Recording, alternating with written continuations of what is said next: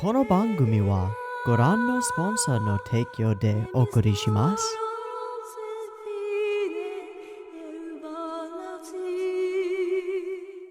Alrighty, welcome everyone. I'm Teeaboo and I am here to start the next chapter of Symphogear. Last week we didn't intend to, but we kind of ended up finishing all of Symphogear G thanks to some amazingly well-placed character bending cliffhangers that you probably could have figured out.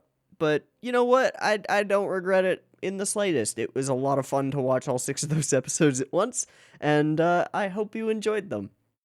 In any case, I just finished watching both of the Symphogear G OVAs, which will go up probably right before this video goes up, as their own separate video, because I didn't want to mix and match two very different things from very different seasons and throw them into the same video. It didn't make sense. So I just finished recording those. They were cute and they were goofy and they were fun. But we've got a season of the real deal coming up. Now, one thing that I haven't done, and I should have done, but I wasn't thinking because I'm an idiot, I should have checked how long the time difference is between Symphogear G and Symphogear GX, because Gear and G were only a year apart. January of 2012 to July of 2013, but G ending in September of 2013 to GX, which is July to September of 2015. So a full 2 years in the same seasonal season, summer 2013 versus summer 2015. So a full 2 years of difference. That's pretty crazy. And still by the same studios, same primary people on staff and stuff. Yeah. Okay, cool. Cool. I don't know what to expect from this season. A couple of people have pointed it out in the comments, but there was a definite challenge going from the end of Gear, something that was maybe made to be a self-contained thing, to a new season, Symphogear G. Had to sort of revamp it and introduce a bunch of new things and new plot elements into the world in order to make a compelling story, and I think that they did a fantastic job doing so. The characters that are brought in Maria and Kirika and Shirabe are lovely, and their dynamics are really interesting. The villain, Dr. Vare, while he is mustache twirly to the extreme, that's kind of why he's an enjoyable villain. He's so ridiculous and over the top that he kind of fits the theme of ridiculous and over the topness that Symphogear is going for, and the whole thing manages to reaffirm some of the same messages as the original Symphogear about holding hands and being friends and singing your truth out to the world in order to make things better, and does so, and does a really fantastic job at it. That said, the end of Symphogear G is almost even more of a conclusive ending to and like a well done wrap up of the themes and plot points that have been brought up. So there's an even more definite challenge here to go ahead and make another season. What is it going to be about? What kinds of villains are we going to have? Fine is no longer in the picture at all, as far as we know. She sacrificed herself to save a random young Symphogear user and to push the next generation on. Dr. Vea is going to be locked up forever, I hope, and not given a martyr's death, so he's pretty much out of the picture. So what the hell is going to go on? I don't know. Is it just going to be a redo with a whole bunch of new Symphogear users? Is it going to involve the moon falling? How do we up the stakes from the moon is literally falling and we have to stop it? I don't really know. I'm sure that they've found an interesting way. I'm sure that there's something interesting that can happen here. Another question is, the noise just exists. They just occur as, like, random events and sort of natural disaster analogs. The noise from Solomon's Cane, however, have all been destroyed inside the Treasury of Babylon, right? And that's been sealed off with the cane inside it, so there's no way to get back in there that we know of right now. That removes a big plot point / element. At the moment, as far as we know, Hibiki, Tsubasa, and Chris are the 3 most powerful physically people on the planet, minus maybe Genjuro, maybe Ogawa, I don't know. And then Maria and Kirika and Shirabe are pretty high up there too. Will Maria and Kirika and Shirabe factor in? Will they join the second division to some extent or create a third division or something? I don't know. Or are they just going to be off doing their own thing, trying to be cool? There's too much that we could speculate on, so there's really no point in speculating on it. We should just probably watch it and find out. So let's do that. I have episode 1 of Symphogear GX up and ready to go. It is at 0 seconds. There will be 2 versions of this reaction video. You can go and find a picture-in-picture version with the video up in the corner, linked in the description, and a timer-based version up on YouTube. If you would like to sync up your own copy of these episodes with the timer-based version up on YouTube, you're welcome to do so. Stick around on the YouTube version for a discussion at the end of each episode. That discussion will not be on the picture-in-picture version, so that they're a little bit smaller and easier for you to like download or for me to upload and stuff, so it just makes sense to do it that way. So mix and match to get the content that you want, and if you do want to sync up your own copy of the episode, you can do so. Just get it ready, because the beep beep timer to count you down to the beginning of the episode 1 of GX will be coming at you right about now. Let's go Symphogear.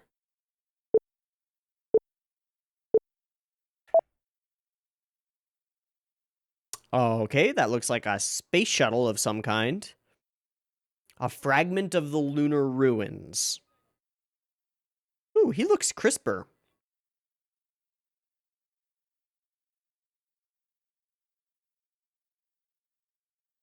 He's too busy eating soba.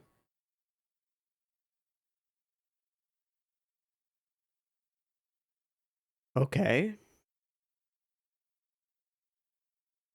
Oh!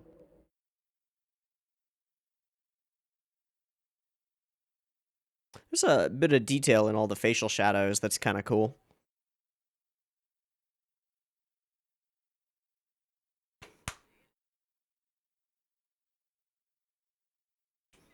My man.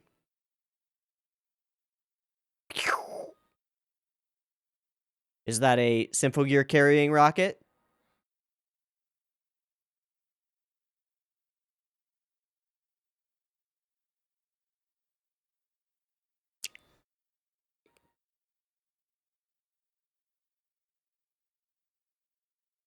Not quite. I don't think so, buddy. Pa.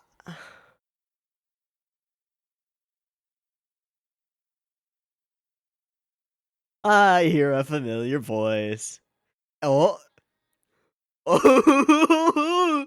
Right out the gate. Oh, shit.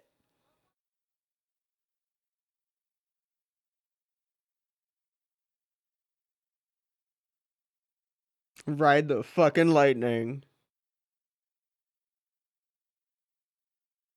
Wow, there is so much detail in this. Hey.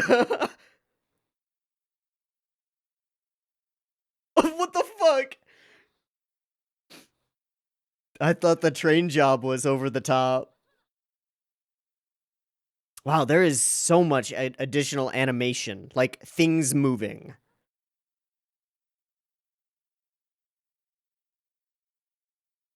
Oh, hey, you're still eating fucking soba.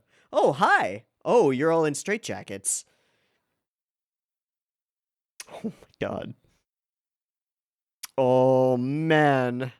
The level up is actually really noticeable.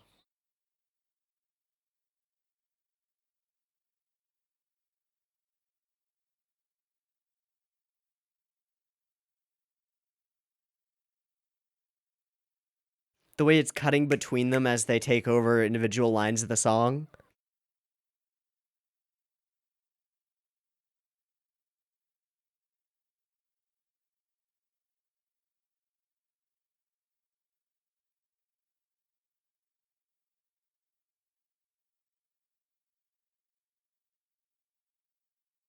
Nope.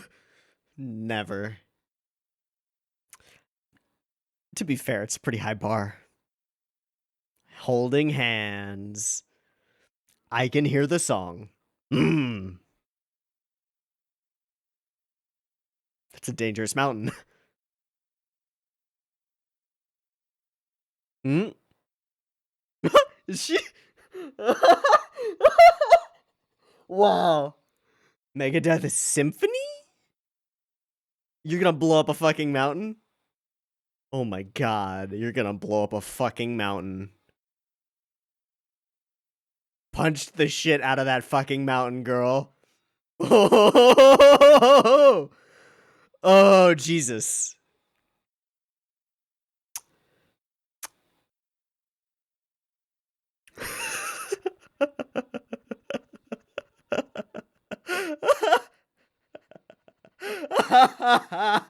That's insane. How are we going to up the stakes? I don't know. Let's just do it. Fuck you. Wow. Wow. Wow. Just screw the rainforest. I know it's taiga. Not taiga. Tundra. No. I'm gonna shut up.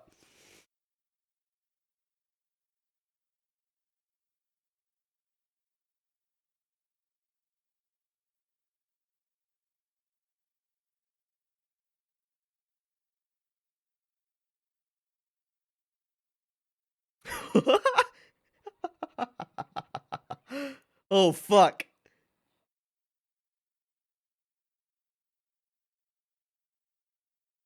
Oh my god. Oh, that killed some people.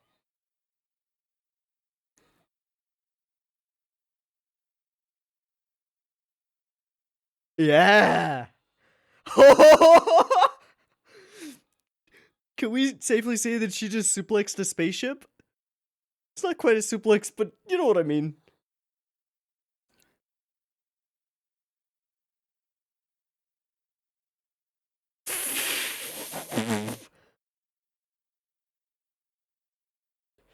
Alright, that was already one of the coolest sequences in Symphogear at large, and it was the opening sequence. The fuck? The fuck? What the fuck? Oh, fuck you. Hope you're sober. I hope you choke on it. Yeah. Didn't need to.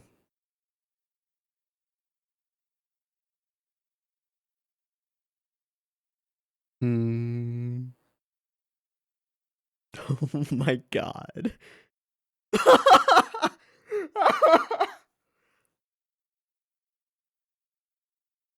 What the shit? Okay.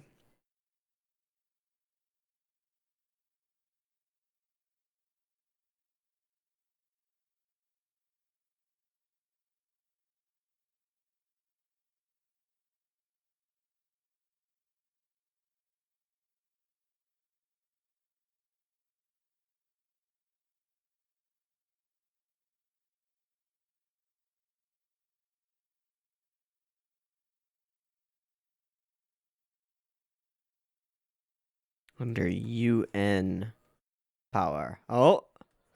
Is this the arrival of the big bad? What? And it disappeared. Something's wrong.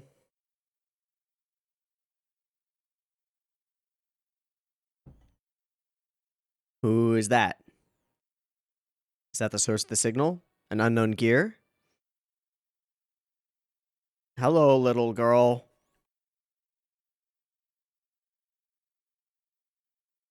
Dwarg. Dines. Is it a relic? Legacy. And she's being chased by somebody with guns. Clearly.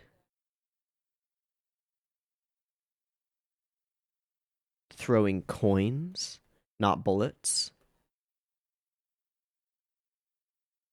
Okay, this is different.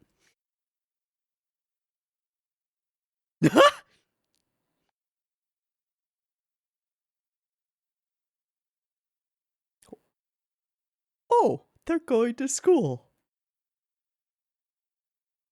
Oh.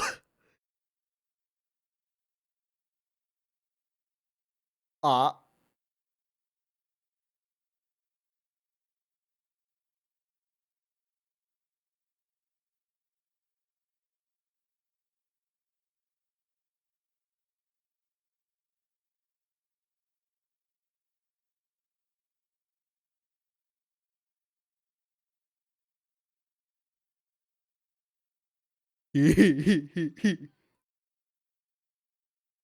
They have one.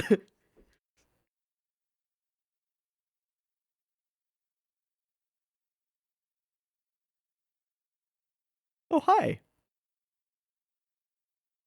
Mm, hmm. Hmm.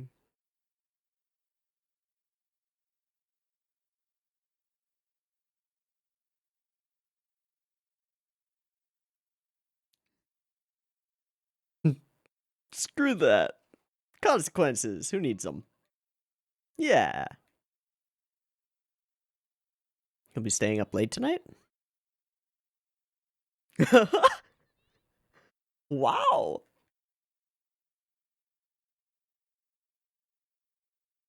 Hmm. Uh-oh.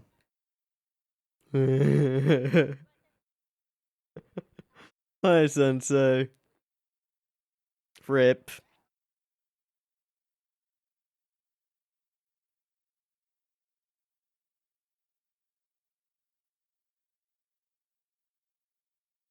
Charity Rock Festival, London.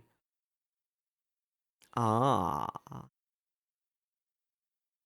Well, we've had a pretty serious history of things going down at festivals where Tsubasa happens to be singing on stage, apparently.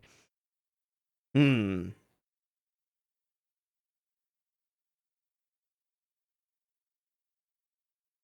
Hmm.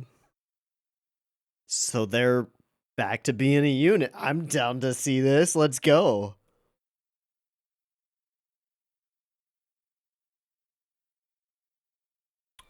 Oh, that's an outfit.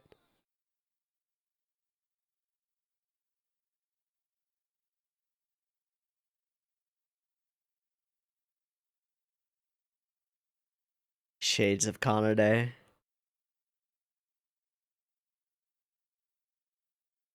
Yeah.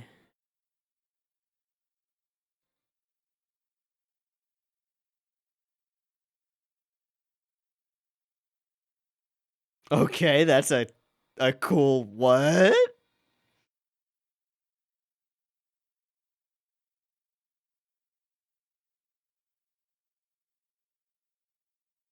Still the best idol show. Super smooth. Again.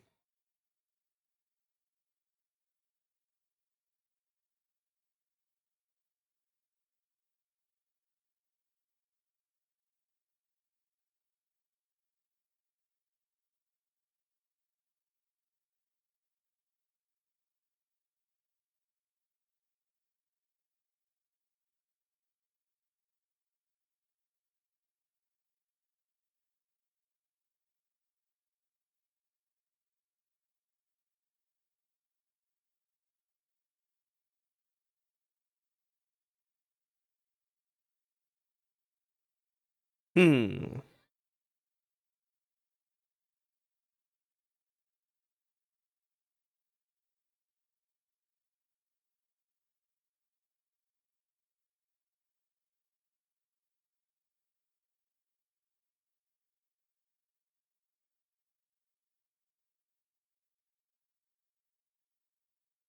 Hmm.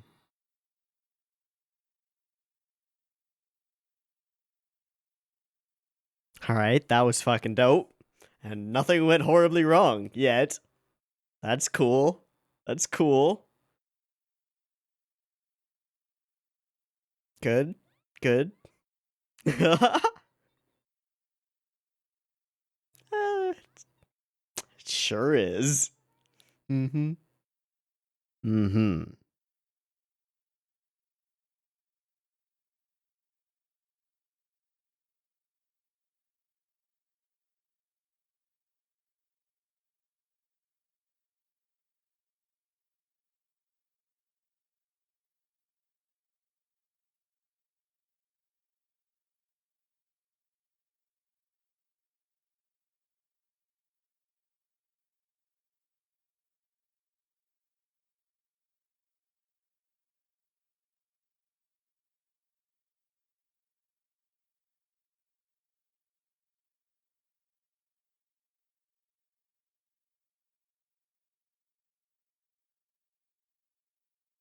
Aww.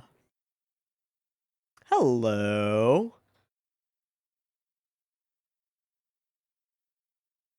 Is she hitting coins into one another? Oh, that's gonna... Yep. Mm-hmm.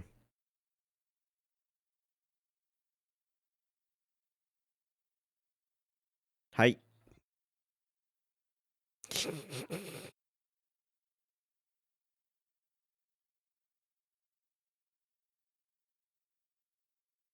True.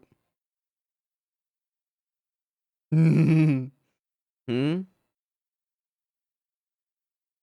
Multi-pronged attack. Is one of those mannequins not a mannequin? Which one? The hooded one?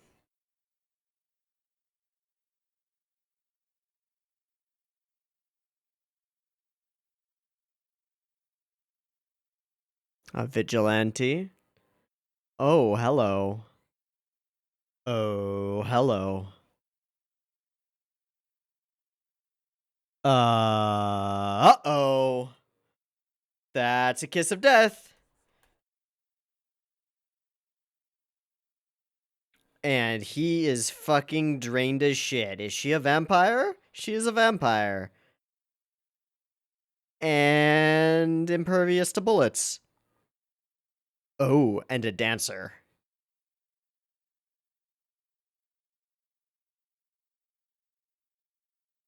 Hey. Hello, tiny child. These are two separate individuals. Sisters, maybe?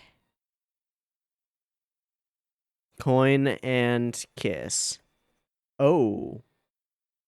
And a Majutsu. What the fuck?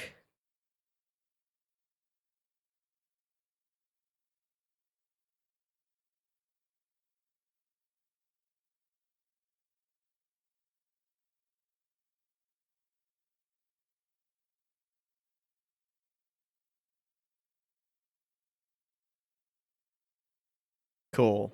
Good. Smart.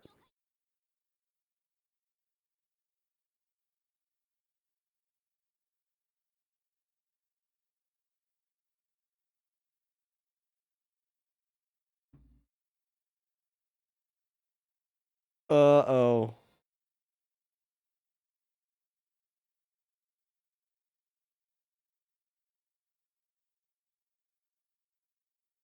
Transformation sequence? New transformation sequence? Please, please, please, please, please, please? Yes! Okay, okay. Oh. Oh. Oh. Oh. Oh. Hey. Oh, the stretch to it.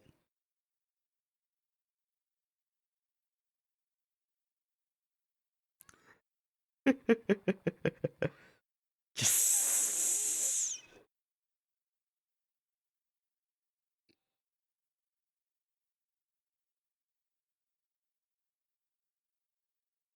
All right, lots of people to save.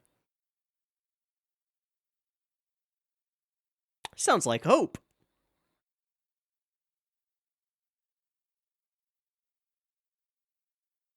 Oh. Oh. Nice.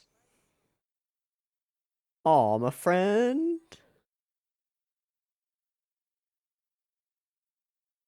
Tango? Salsa?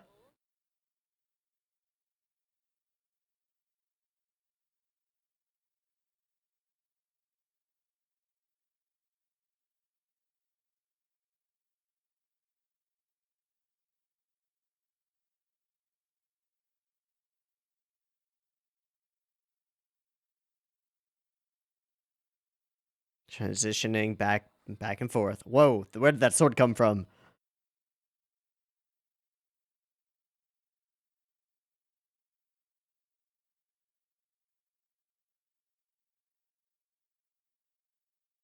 All right, one left. Is that the girl? Oh, no, it's a little kid. Gotta save little boys. Gotta save little kids every time. Ah, dying from smoke. Smoke inhalation will do that. Straight through the... Oh, jeez. Holy shit.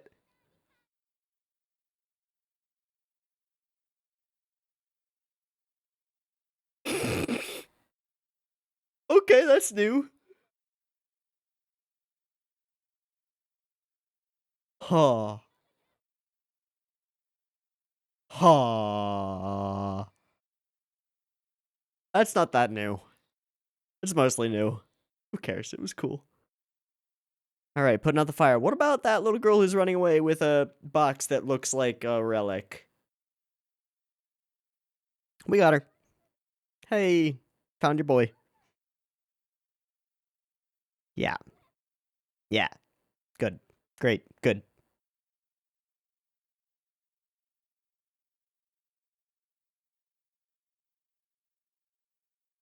Oh, hello, little mage girl. Oh. With hard-ass eyes. And religion.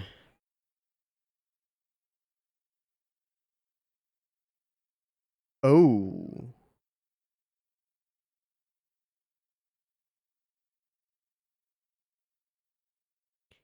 Carol.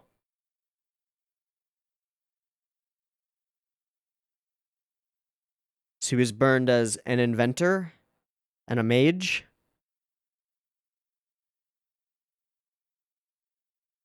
Ah, and that's why the fires. Ah.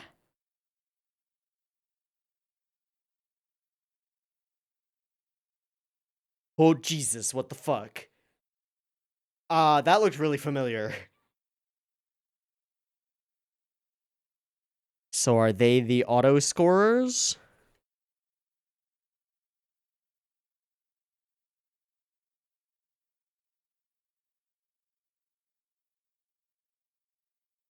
Is she human or is she a mannequin? A puppet? Is a monster.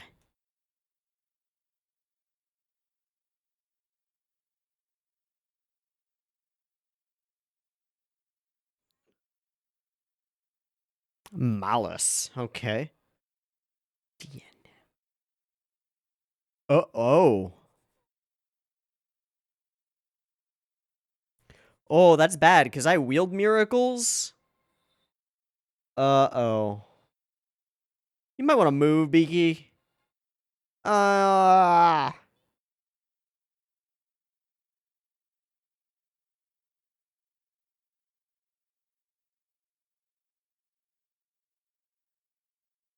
Auto scorer.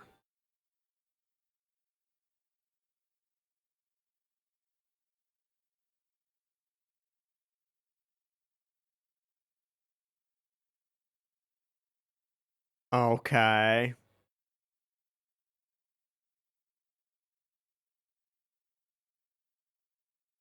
So again, from Chris's perspective.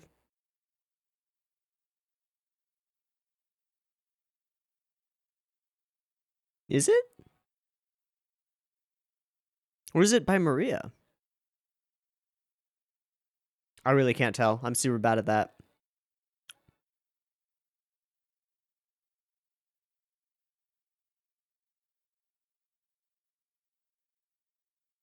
Radiant Force. G-Beat.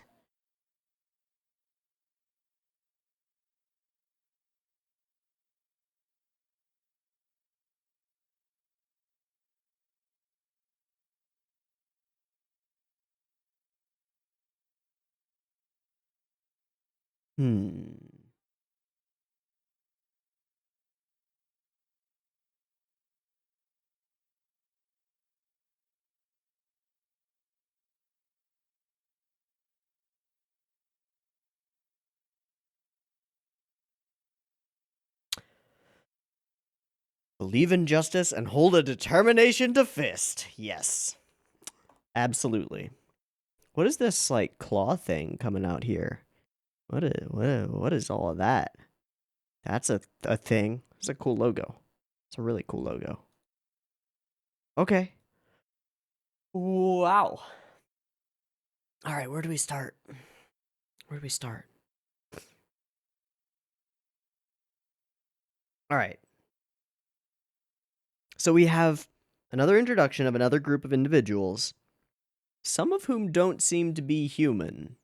The lady who did the kiss thing and with the swords and stuff, the fact that she was kind of introduced to us masquerading as a mannequin, and just the weird way that she acts and walks around. I feel like she's like a puppet, like an automaton or something. But I don't really know. She's also got some like snake-esque imagery in her, especially in her the vibrant serpentine, um, or almost emerald green in her hair. It's a little weird. Didn't get much of a close look at the lady who was throwing coins apparently, but that was something too. And they seem to be similar in their like build and maybe in their abilities. So we've got another group of individuals working against our girls for a very different set of reasons. Uh, this Carol character seems to be a I mean, she's built as like a mage allegory with the big old wizard's hat and the braids and stuff. And we watched her father, I assume. I think she actually says Otozan or something, or Papa or something. Uh, guy with glasses, probably a researcher of some kind who maybe stumbled across things that he shouldn't have, at least according to the church, being burned at the stake, something that hasn't happened for a little while. So, kind of wondering if this is a character kind of out of time, using some kind of magic to prolong her life. She seems to be young and childish, and she seemed almost exactly the same age when he was being burned at the stake. So, maybe she's been stuck in suspended animation for a while somehow. Weird. Okay, so we've got a religious element coming in, the idea of miracles, this Carol character. The one lady calls herself an auto scorer. And my immediate thought when hearing auto scorer is like a score, as in a piece of music, but one that's created automatically, like a Vocaloid, I guess. I don't know. She didn't seem to be singing or anything. Her movements seemed to be dance, and specifically either I would say either like Celtic, almost Riverdance esque in the tippity tap tap tap tap, or Hispanic, but it doesn't seem, or Latin, I should say, uh, in nature, which is why I said things like tango, salsa, things like that. I would actually, I think I'd be more inclined to go with Celtic, given the green in her hair and elsewhere. Uh, Both with a propensity to pose and spooky. There's also this girl who has not been introduced, running from them, carrying some object, which she called Dwerg Dane's Legacy? Dane? I think so. I can't read my own writing. But Dwerg Dane, and that sounds to me like Irish. That sounds like old Irish. So that follows along on that front, I think. And I didn't get Carol's full name, because she started talking about bringing the apocalypse at that point, and I wasn't really able to catch it. So we'll go back through and we'll check that stuff for sure. Kiss of Death. That's real scary. These characters clearly have major abilities, and she was flinging some energy with the same sort of spiral pattern as like what we've only seen before as a combination of multiple Zeshos combined into one person's energy by Hibiki and then shot out into the world. She seems to be able to just do that for funsies. What that symbol that she keeps using when it appears, it's got like two H's in it, and then like a staircase sort of. I don't know. Let's go back and take a look, shall we? Uh-huh. Yeah, shadow the world. There. Four H's. A little zigzag beato. Expands it out, writes it into each of the circles. They collapse and then become these beams of fuck you. Big old beams of fuck you. Okay, let's try and parse what Carol is saying. It's kind of more difficult because we're jumping between the scenes, which I really like in terms of flow to be bringing this like worldy threat everywhere.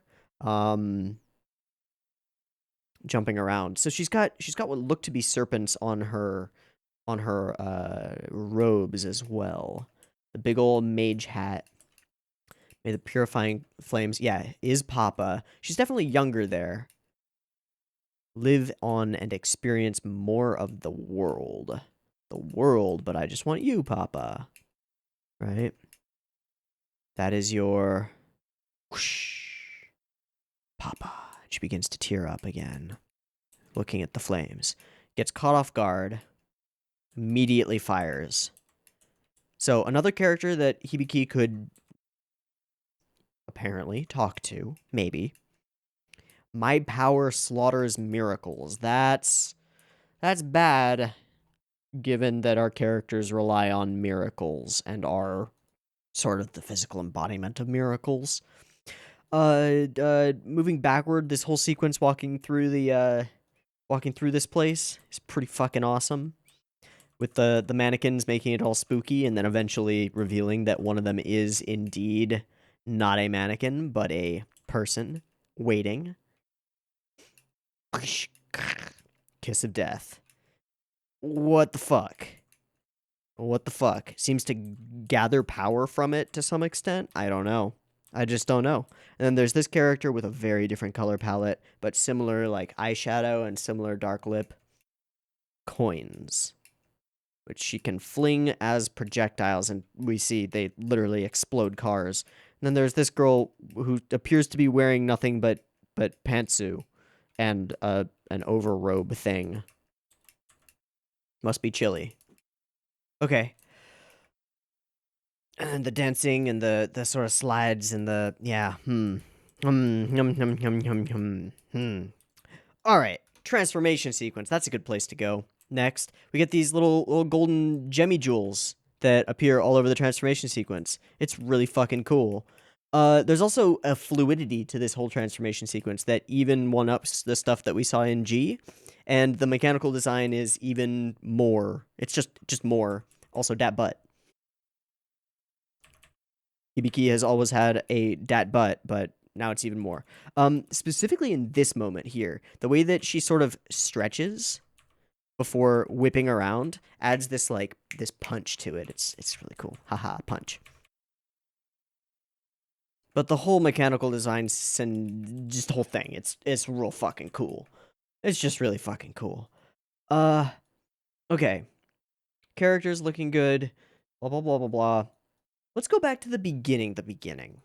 Because the first thing that I noticed were these shadows on the characters. They look a little bit crisper than before. They look a little bit better placed. And the second thing that I noticed, literally the second scene, I think, that has characters in it, is that we use this low angle shot on Genjuro and Ogawa, portraying them as like competent and good to go and stuff. It's just like it's a nice little touch that's being done. It's a little bit less flat. And speaking of less flat, the characters themselves look less flat. And I think that the point where I most noticed this was once we start talking to Kirika and Shirabe at school. All right, it's past this. Almost there. Yeah, it was this scene right here. I don't know how to explain this or like describe it. I'm specifically looking at like this section of her face. There's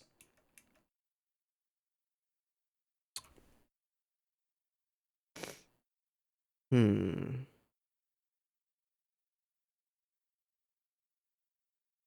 don't know what it is. It's something about the way that they're shaded and the way that the angle works. Like when you have a camera lens with a certain field of view or a certain yeah, sure, let's go with that. I don't know what the fuck I'm talking about. Like you'll see some things as though they're from below and other things as though they're from above. When I'm looking at Kirika and Shirabe's like skirts, it feels like I'm looking down toward them. And when I'm looking at their eyeline, it feels like I'm looking up toward them, just in terms of the way that the shadows fall and the way that they're drawn. It feels like I'm there. I don't know if that makes sense. It feels like this is matching a human's eyeline and a human's like perspective on two characters standing there.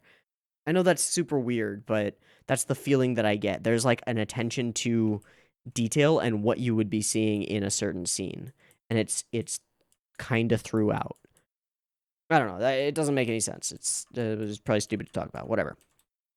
But I will say the characters look really good all the way through. They are never off model in this episode, not that I saw at least.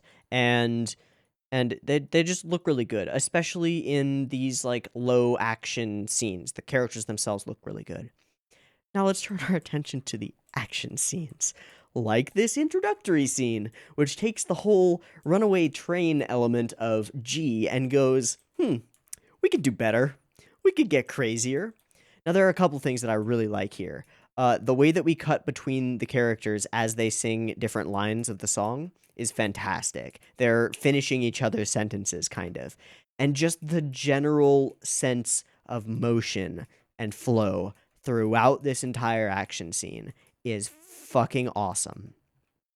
Like, everything is moving. Everything is going at pace, and everyone is working together. It's fucking dope while the world watches on. The camera is also moving around a lot more than it used to. Like when these pop out, we follow them out. We're moving around, we're cutting, we're it's just got so much punch and flair. It's super dope. And this whole scene is just the pinnacle of one-upmanship. Just like, we're gonna crash into a mountain. What do? Blow up a chunk of K2. Fuck. We end up riding down a mountain, punching gigantic other mountains out of the way, and then stopping before we destroy one of these buildings in this town. Now, certainly some people died in this event, like 100%. And again, this is Hibiki's job to stop the big thing that's moving really fast. How do you one-up punching a train so hard that it stops? Well, just stop a spaceship. Just stop a spaceship real quick. Just dig your heels in, use those things, and stop a fucking spaceship. But don't just stop it. Suplex it and fling it like keg toss. Just fling it up above the building that you're trying to save. Holy shit. It's also a nice touch that the two shuttle pilots like hold hands over the steering thing for a moment. God, the characters look so crisp. They really do.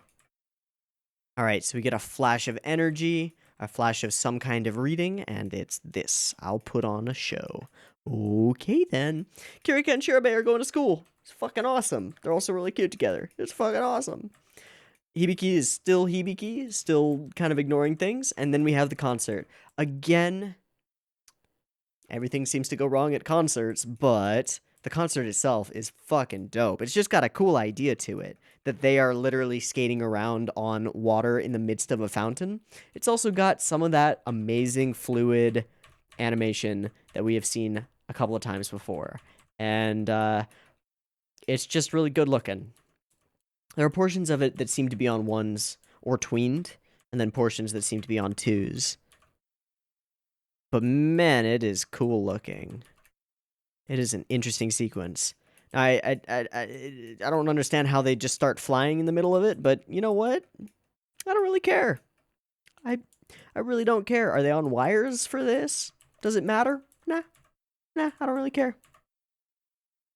So yeah, on twos, on twos, on twos. Lots of twos. What is this thing that they do here? That. I don't know.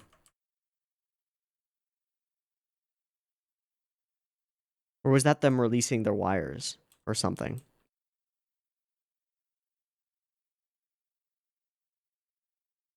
I don't know. Also, the outfits are dope. Tsubasa looks hot. obviously. Maria looks pretty hot too. I'll give it to her. You two hold down the fort here. Yeah, don't go out there without Linker. Get this battle with this lady. Get some spooky intro to some spooky girl who is also a magician. Yeah, that's not a human being. That's some kind of automaton or simulacrum or something.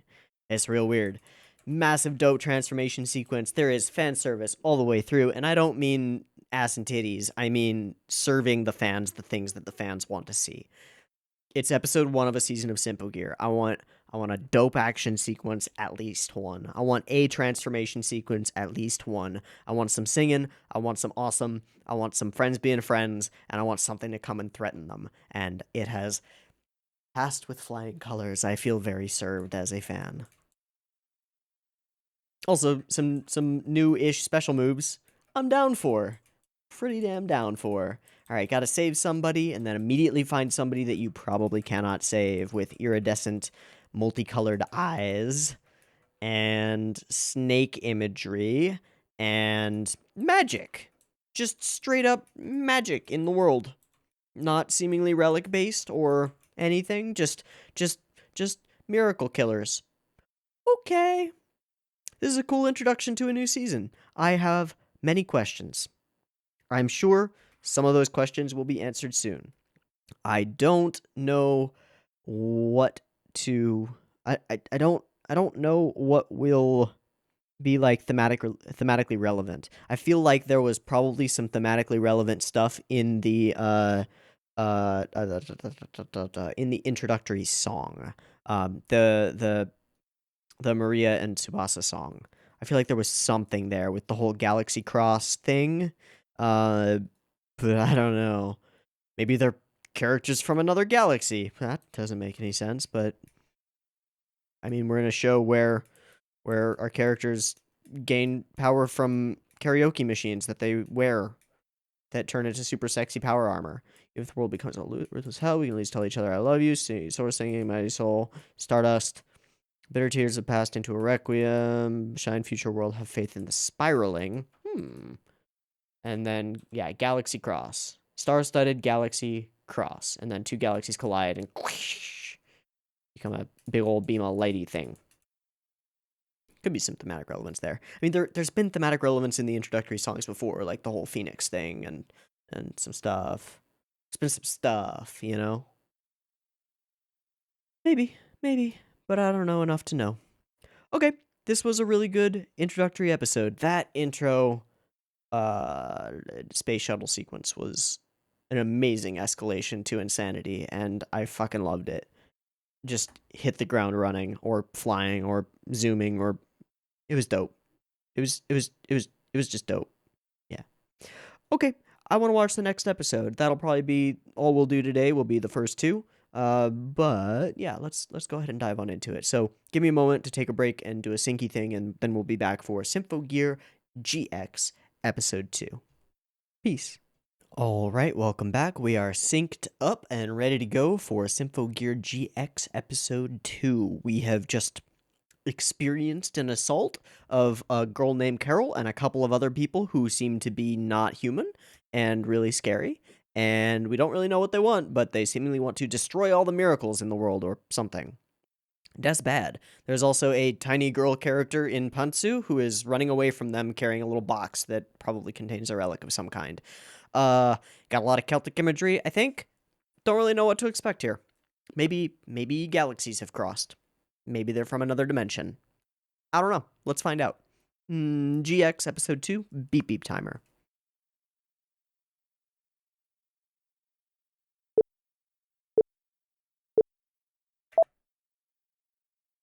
All right. Picking up right where we left off with a confrontation there. Carol Marlis Dienhaum? Apocalypse of all creation.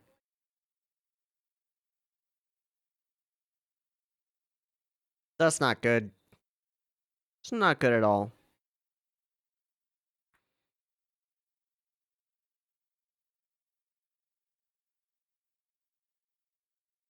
Yeah, those are some long snaky serpents. That's a hibiki, though. It'll take more than that. I like to talk. Talk no jutsu. Yeah.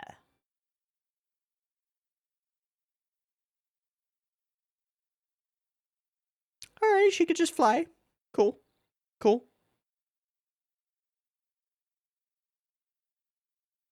It really depends.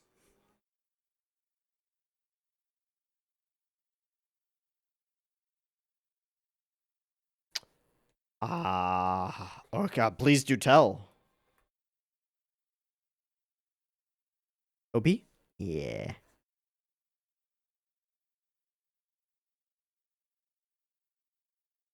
Okay, that's different. Are these all the different gear uh deity symbols? What is that? Okay. Clearly pivotal moments.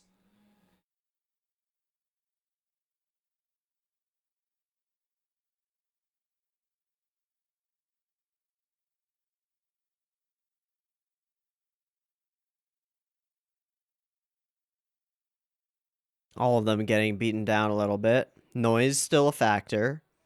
Hello, trio. Carol, right? Or no, that was somebody else and Carol. Or were those two sides of Carol? Ooh. Ah, and I'm not really paying attention to the lyrics.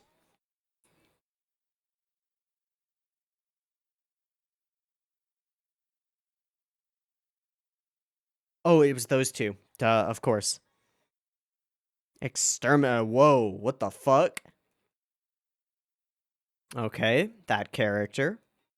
That character.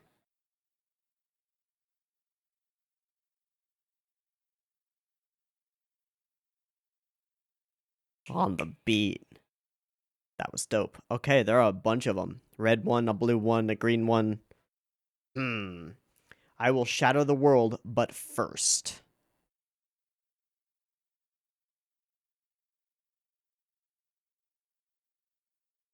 Kinekri?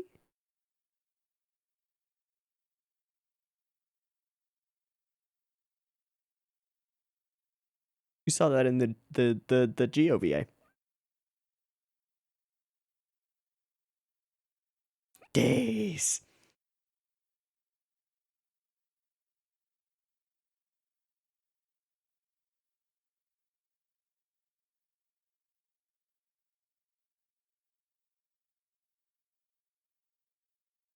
Yeah, BQ will be fine. Yeah, but maybe not.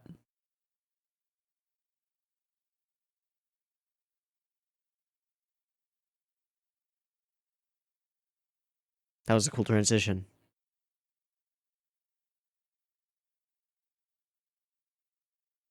Did Chris grow? Oh. Hey, that's my ride. Hi, spooky lady.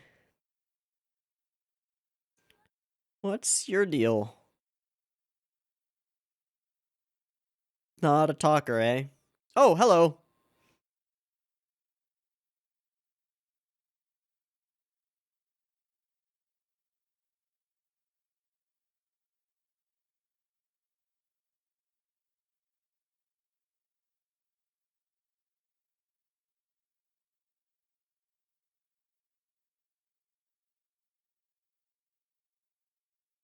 Right.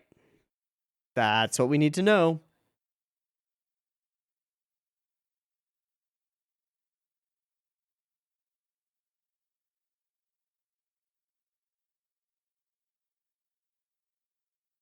Oh, you did not.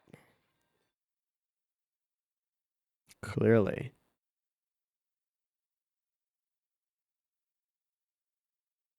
Let's throw down. Transformation sequence? Yes.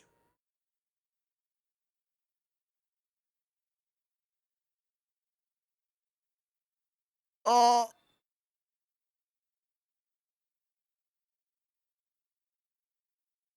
Red gems? Oh. Oh. Oh. Oh. Oh. Oh. Gotta have the bows.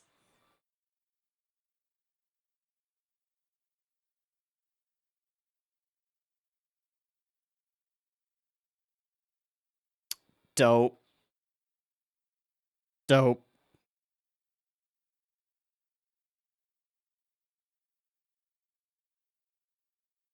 That looked like a Tsubasa move. They're just not human at all. Yeah. Did she just catch? You can't do that.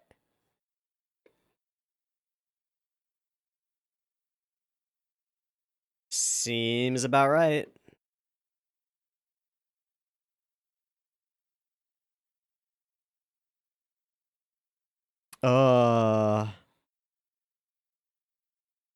This fucking cash register bitch.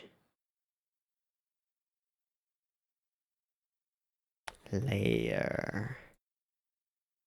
Okay, get to it.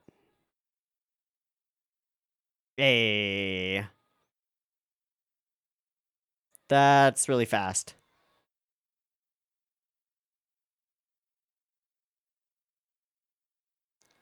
Yeah.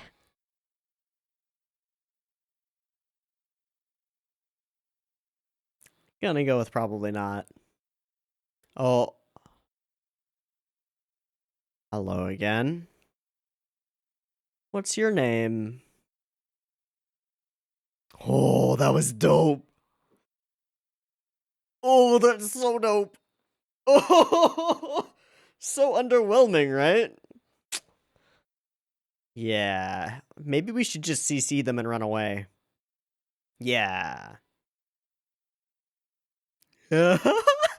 Aww. I'd chip it. Yeah. Careful what you wish for.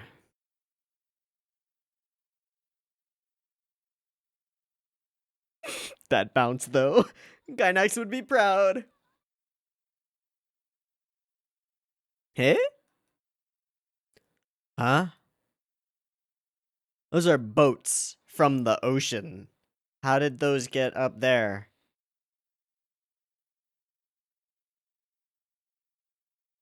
Eh? Uh, what? What is that? What? What? Turn down the...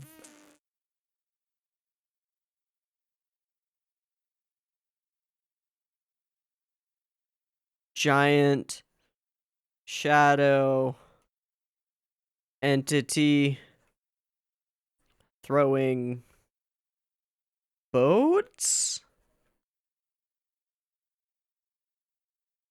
Okay.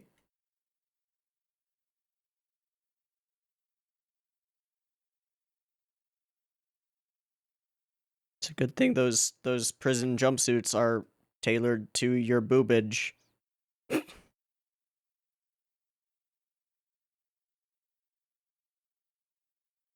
Aww.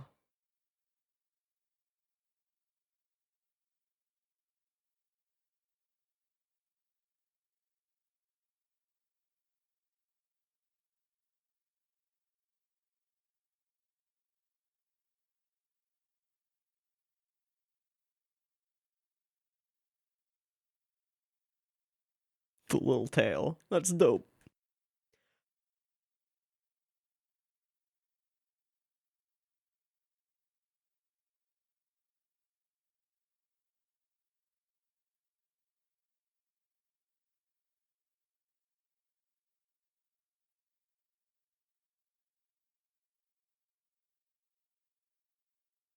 Oh.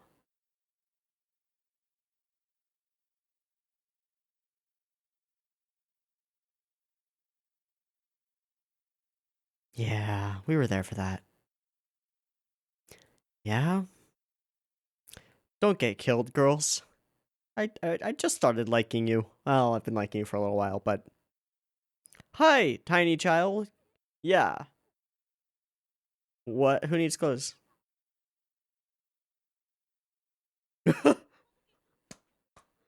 Perfect. Ah, yeah, sure. Okay, who the fuck are you? Alright, who the fuck are you? Yeah.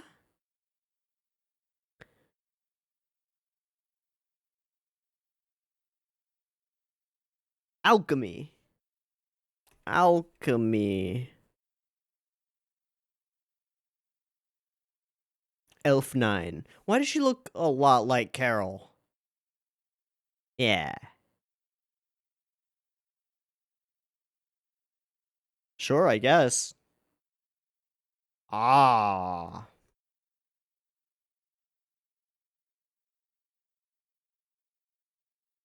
Cool.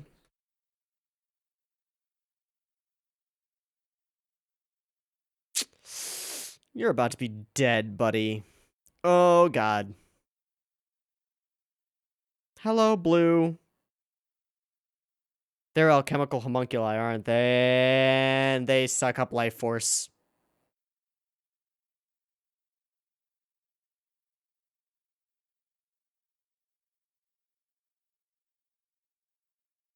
I don't know whether to be scared or turned on or both. A little bit of both.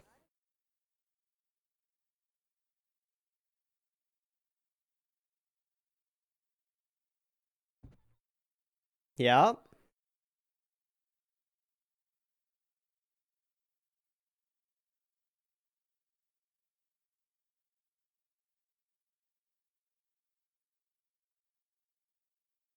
Fuck.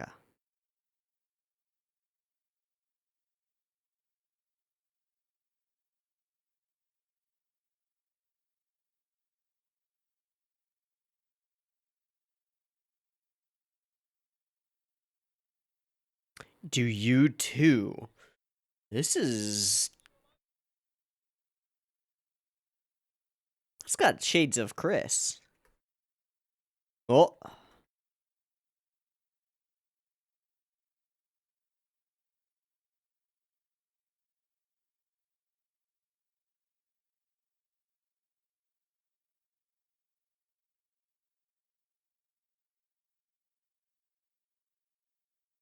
You're human. Yeah, maybe. Oh, boy.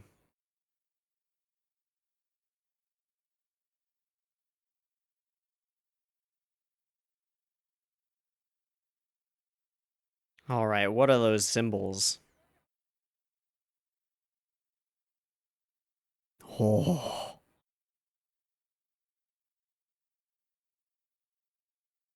What did she just do? Did she just send you elsewhere? No.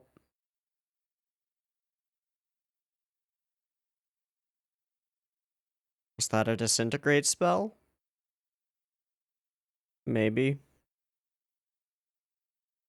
That's not what he said at all.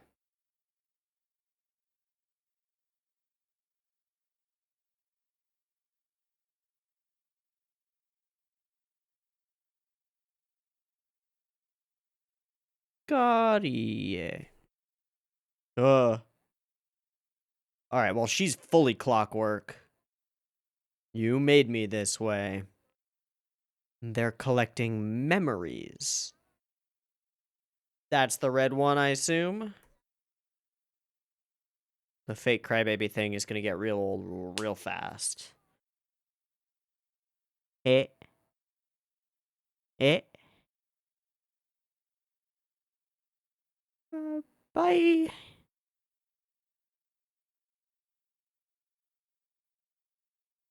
Shit, girl. That's not cool. Bye.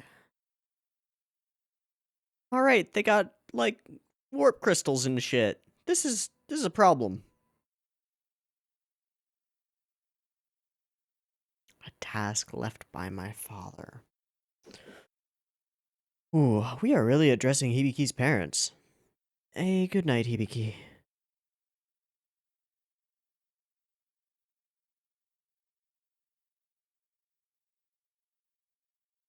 Yeah.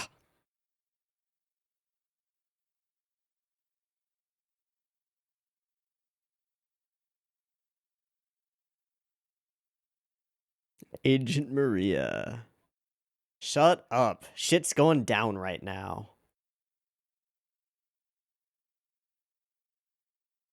Oh, boys. Eh.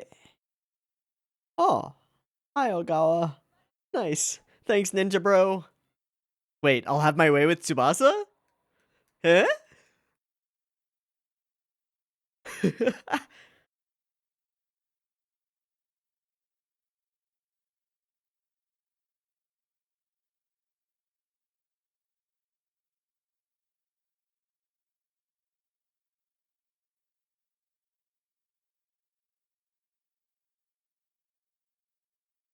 Uh-oh.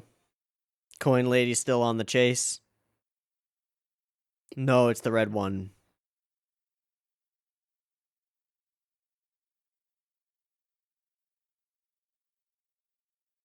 Okay.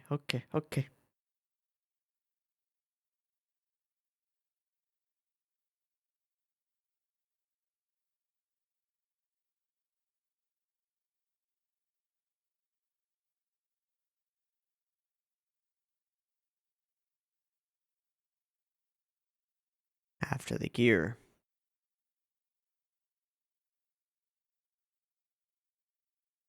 Fair enough.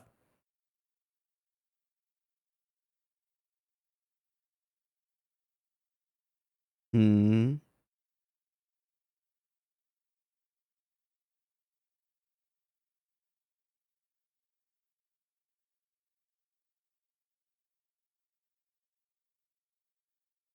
To become an idol, right? Hmm.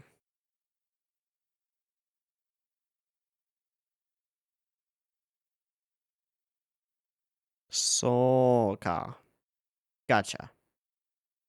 So, Chris's deal from last time.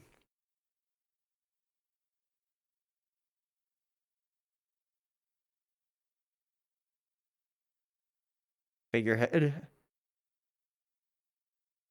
Sounds pretty good.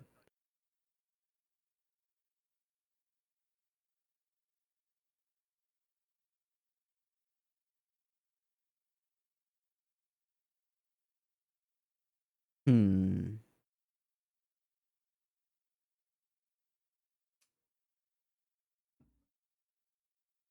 Okay, cool. Right, yeah, she doesn't have a gear at all now. Beaky has it. Can still fight.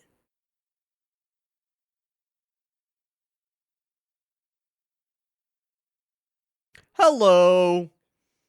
Slam those brakes, please. It's not gonna be soon enough. Shit, yeah, get down. Whoa.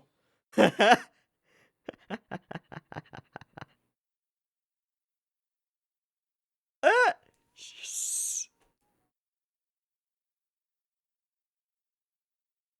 Yes. Hit it, bossa.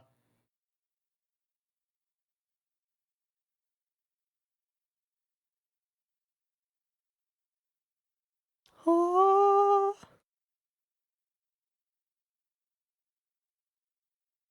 Mm. Mm. Mm-hmm. Mm-hmm. Mm-hmm. That's my sword, girl.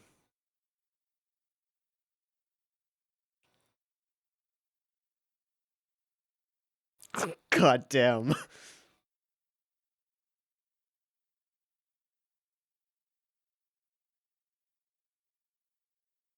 She wearing heels? That's gonna be a problem. The bane of all blades. Oh, that's a big problem. That's like the worst problem. Uh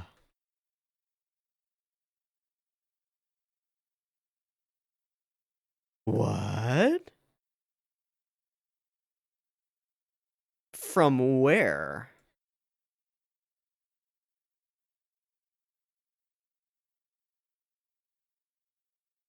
This is something else.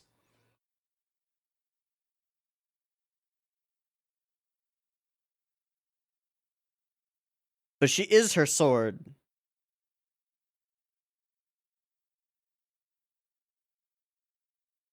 Why are those noise bursting into redness? Like, anti-linker.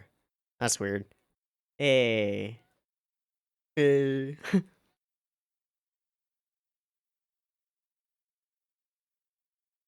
Oh! Oh! The Weed Whacker. Yeah.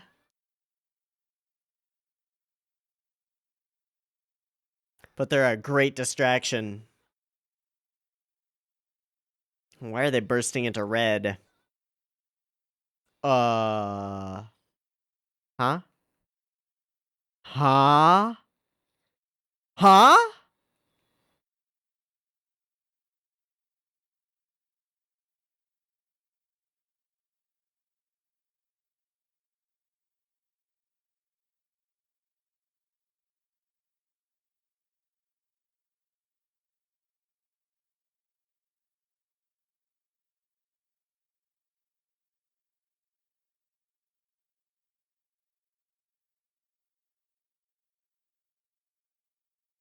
Huh? Alchemical noise? Oh, hi, red one. And into the ED? Fuck!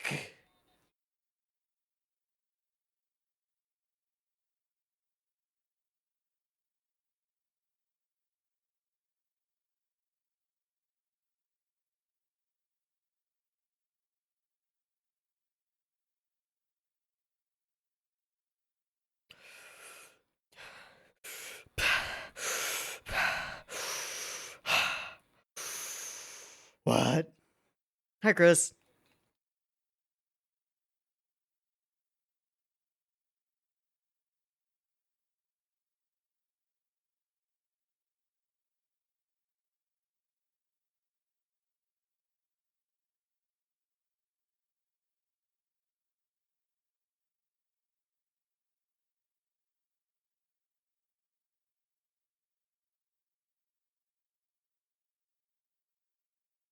Birthday.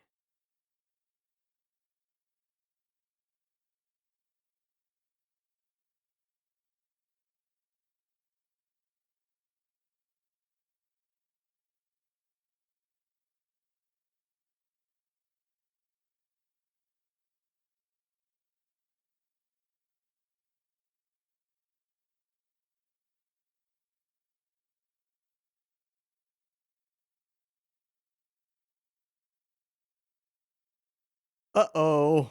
Alkanoise. That's bad. I don't know what it is, but I know that it's bad. We have a character literally named Swordbreaker, one who is a Gatling gun of powerful coins. Uh-oh. And also a creepy blue doll lady and a very, very scary red, seemingly yandere-esque doll lady. Uh-oh. This is bad.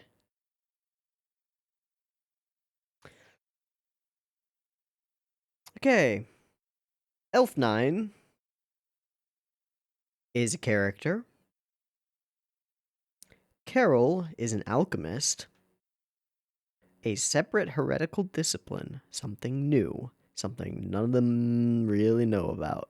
That's a problem. Major important line from Carol. Do you, too, mean to die helping people?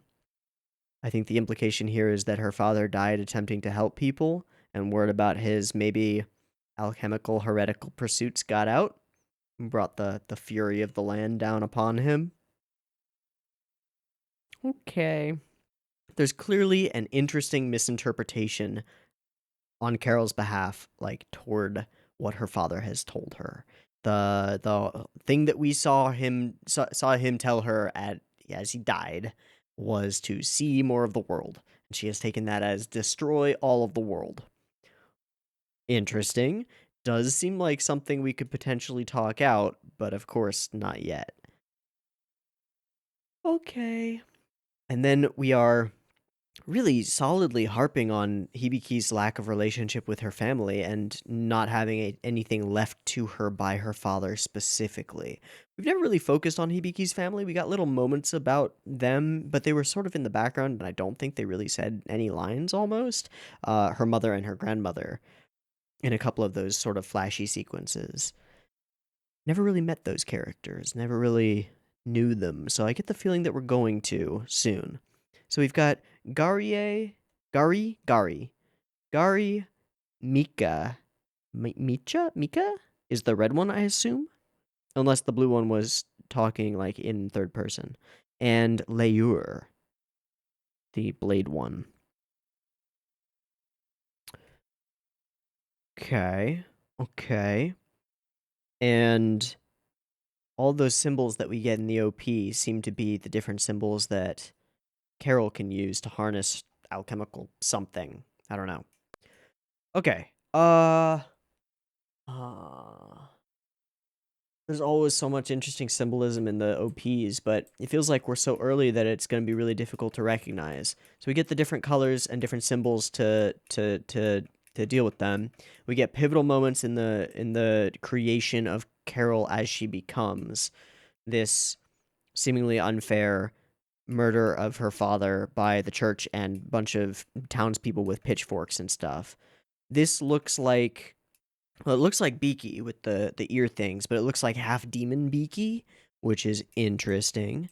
And we get some lines. So, signal my trembling heart, look for you so much I almost went mad. Listen and you can hear graceful notes in the clouds hiding my sadness. A drop of water. Okay, it's them against a bunch of noise.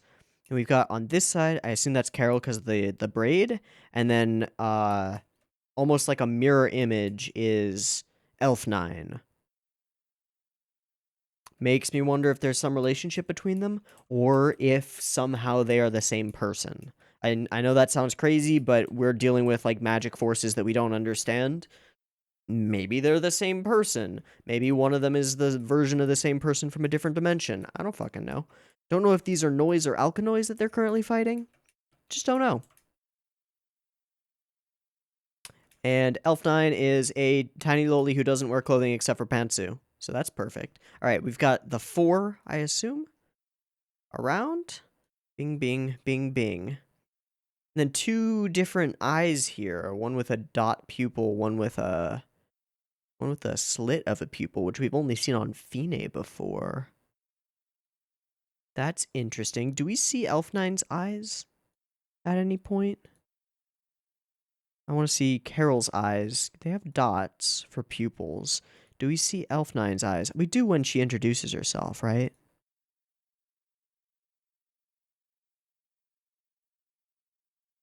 Okay, here.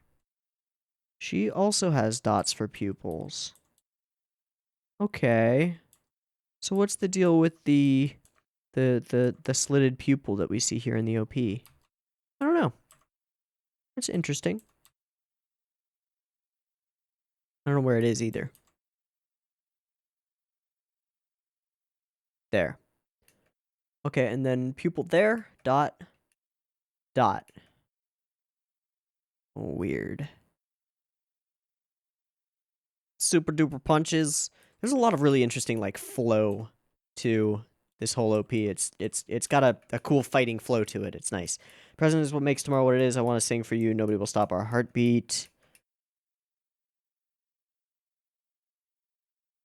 Fighting. Similar powerful things. And then harnessing all of the energies at once as they jump through a bunch of levitating boulders all coming in together for the attack.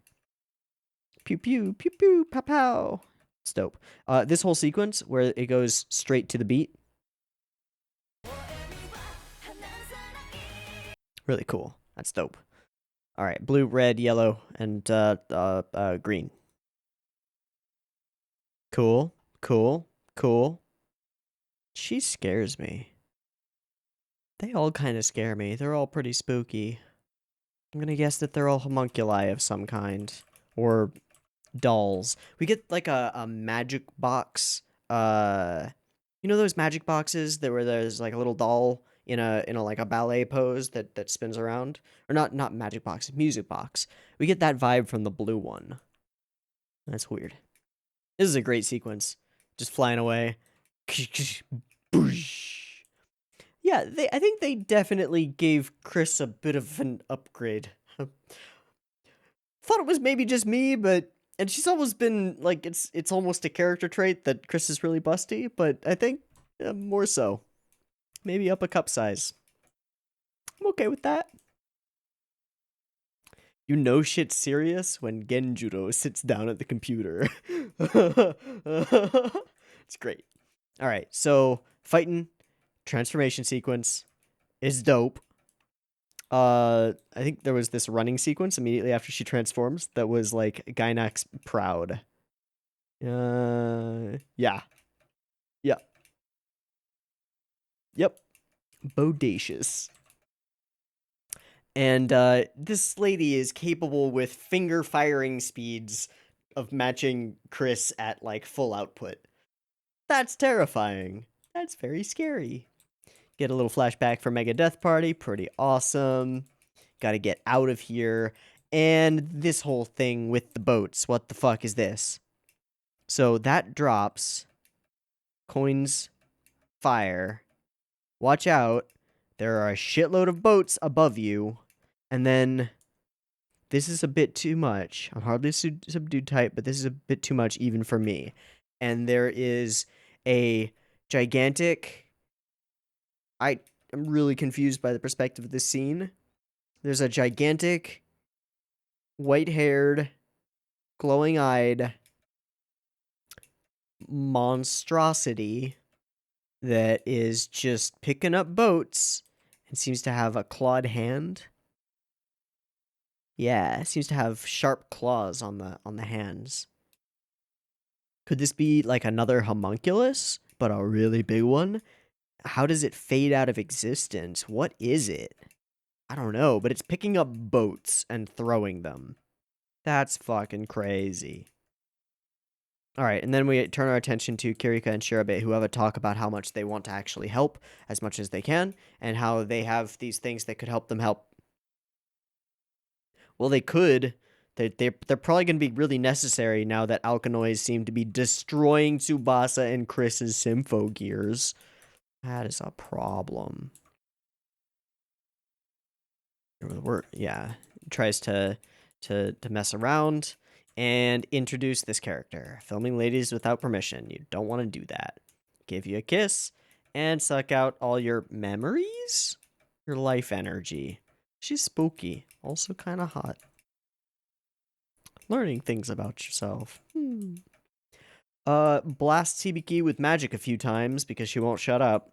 And then they both throw these vials onto the floor and create, I guess, teleportation circles and just sort of peace out.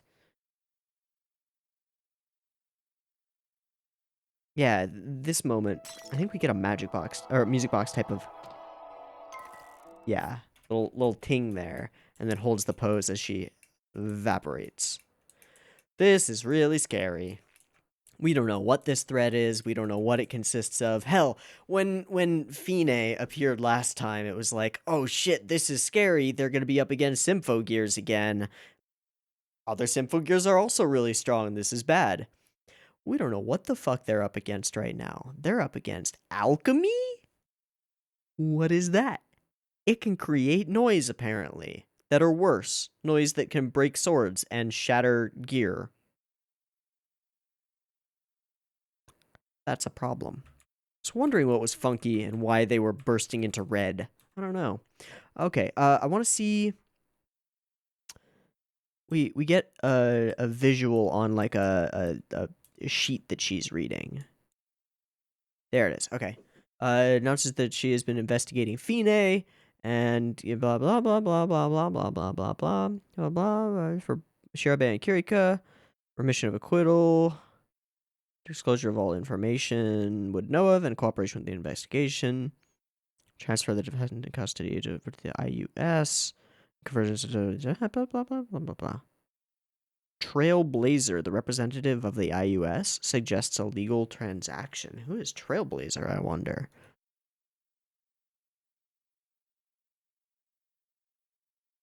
Okay.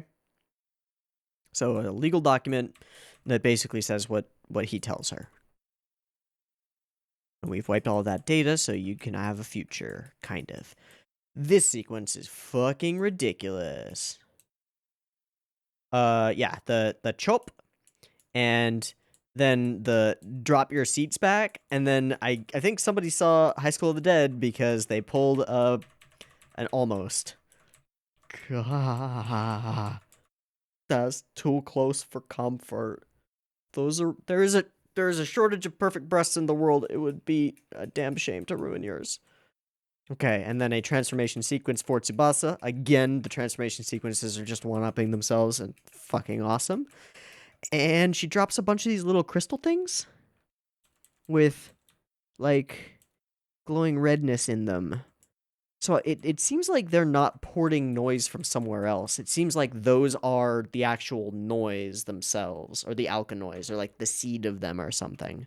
And that they're being born into this reality. Although it does appear as though they're, I don't know, being ported in. This is bad. So we go ahead, we fight, we throw some cool moves at them, it's dope, and then ting, and then the sword starts to shatter, and then the gear starts to shatter, and everything is fucked. Also, hello, Red. Scary red lady with gigantic curls of hair. Really like this new ED. It's kind of a banger. It's kind of awesome.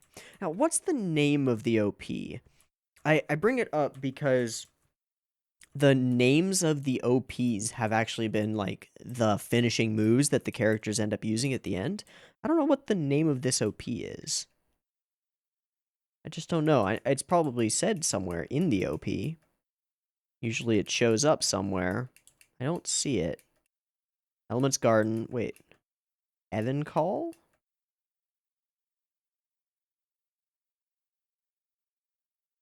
Exterminate. Oh. Oh.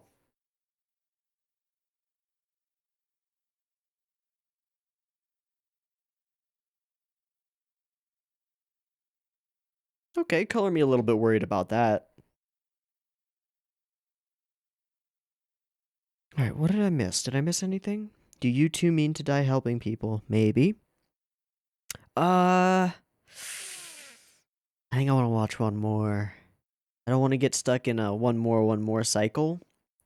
But we just had like the big reveal of things that we don't understand, and logically I would expect some explanations to come forth in the next episode. A little bit of a regroup, maybe talk to Elf9, figure out what the hell she knows, figure out what the hell she has, and time to piece the fuck out away from these alkanoids until we can figure out a way of actually putting them down.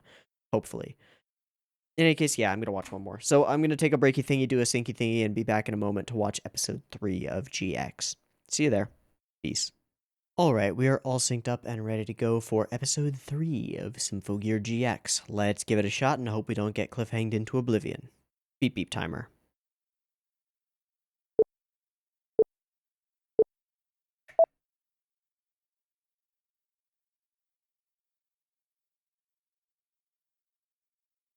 That is so bad.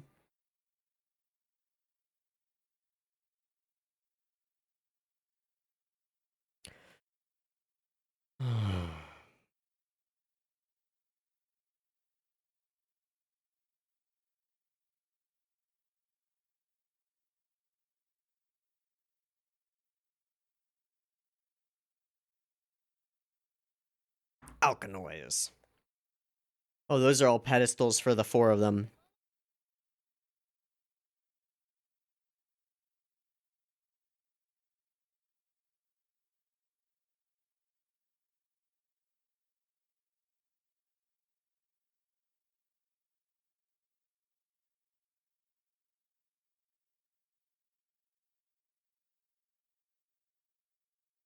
How to play the notes of truth. And what is this sword?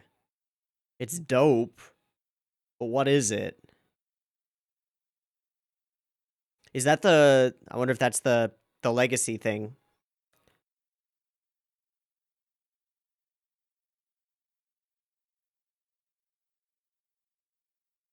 And that was the gem that becomes the Alkanoids. Beat down, beat down.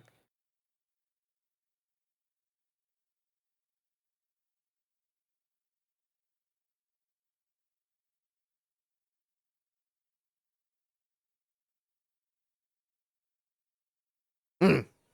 Fuck yeah, Beaky. Oh yeah, what is that? Maria had a gear there. Is she gonna get a new gear?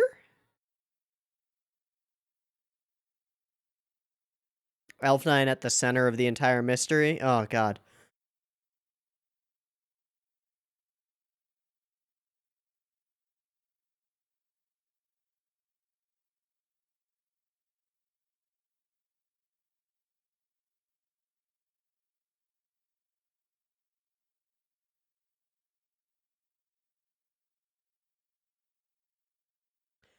Symphogear Ragnarok.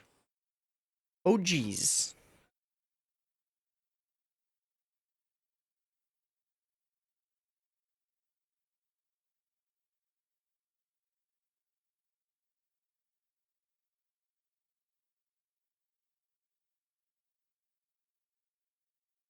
That's so real bad.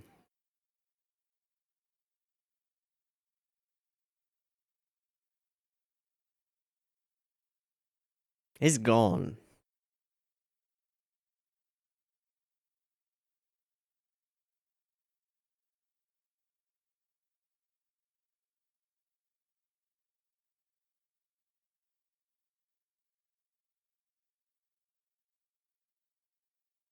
Oh boy, that's not good. To dissect the world.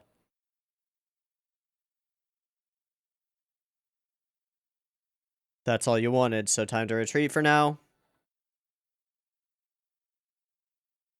Clickety clack clack.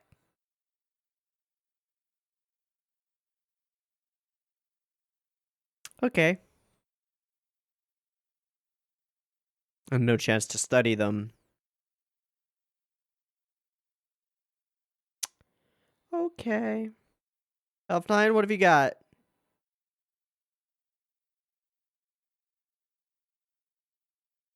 Kirika? Shirabe? Hey, what up? Nice cape. Yeah, you don't need it. Oh, transformations. Iga Lima. Let's do it.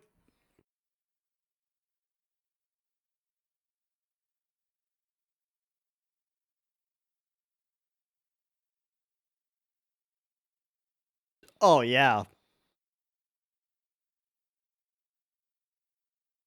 The little cross. Oh, fuck, that's cool. And it grows as it spins. Des.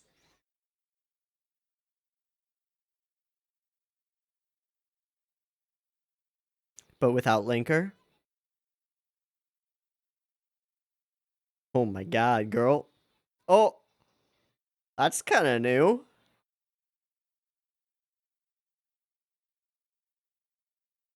Doesn't know how.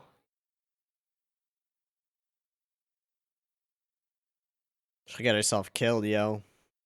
Where's Shirabai?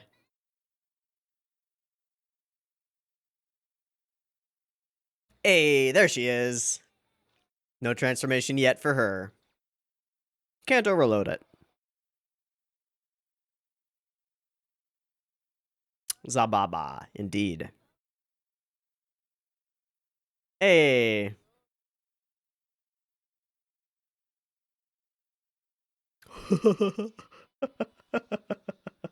Uh-oh. Get those Heelys rolling, girl.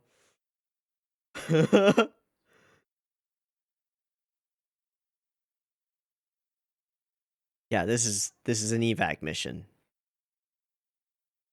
Let's bounce.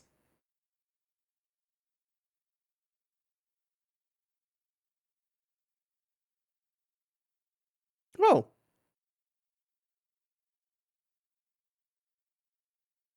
Just waiting. Bada? Thought Leur was... No, Leur is the coin one.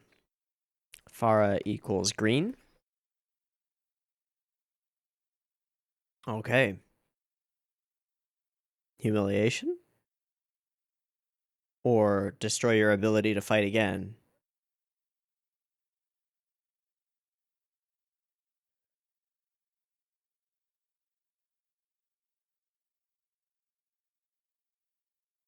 Yeah, she does.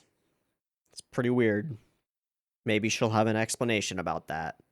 Yeah, Heelys. Des. You might.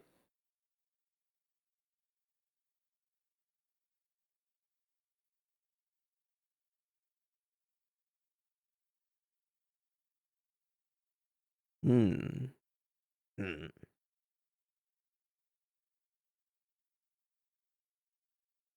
Oh, back in the facility. Oh, hi. Oh, hi.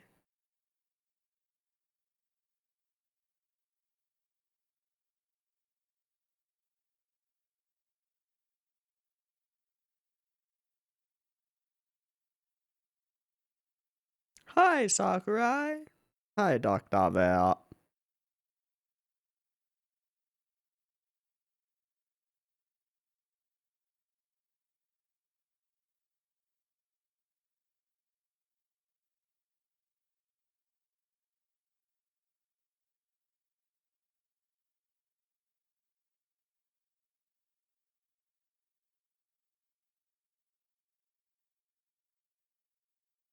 Hmm. Mm-hmm. Gotta have a direction. Don't know where you're jumping.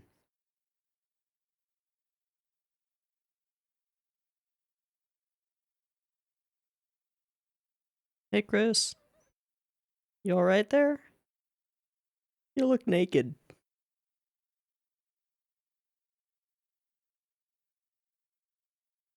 Hmm. Hmm.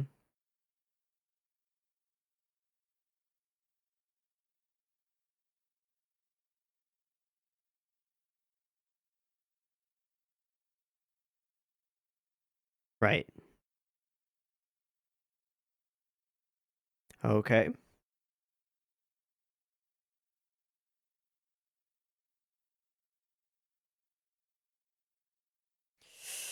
Shit. Do we have to go on a side quest to go and to figure out a way to repair these relics? Yeah. What does Elf9 know?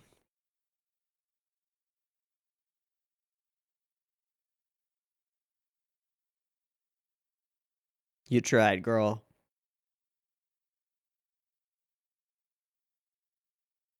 Yeah, that's right. Most powerful thing in this universe. Besides songs. Oh.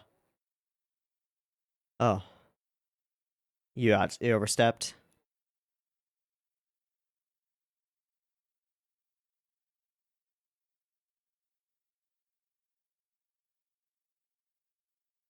Yeah.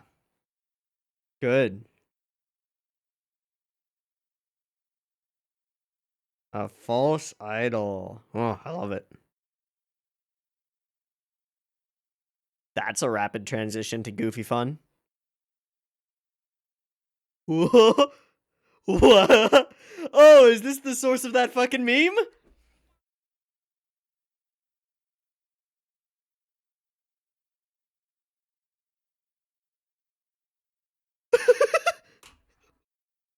What the fuck?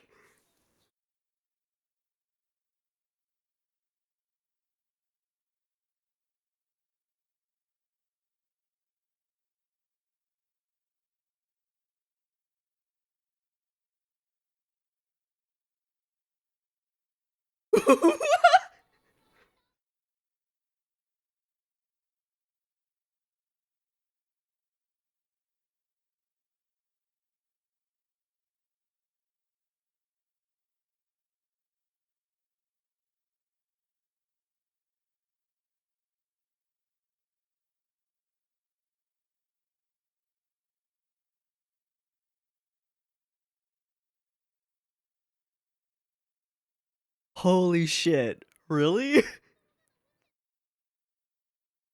What the fuck?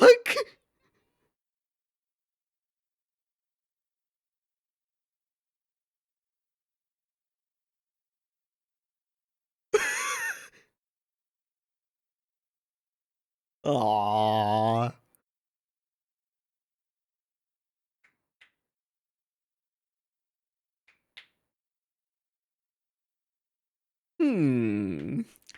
Thinking a little bit too deep into that one, but thinking just right.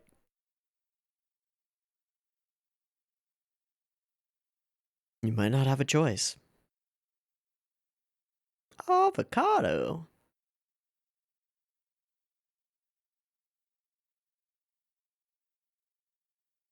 Mm-hmm. Mm-hmm. No beef stroganoff, eh?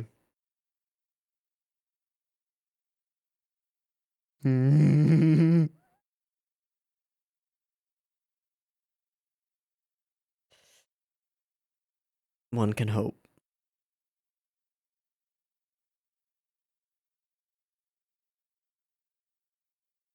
Beef stroganoff. What the fuck?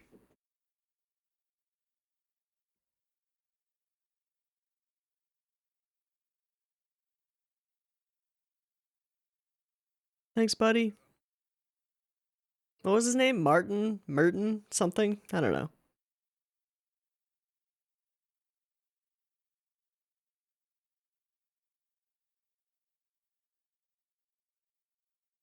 Okay.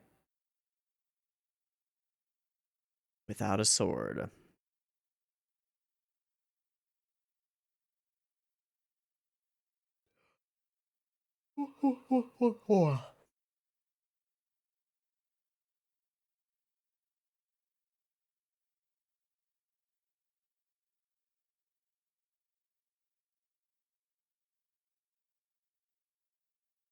Considering you're not. Yeah. Not all of you are gear users anymore. But. Okay.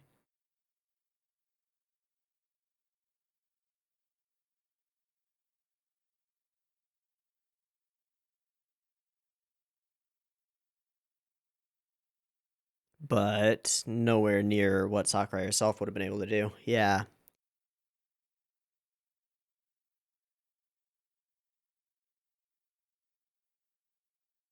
And the two little ones. Yeah.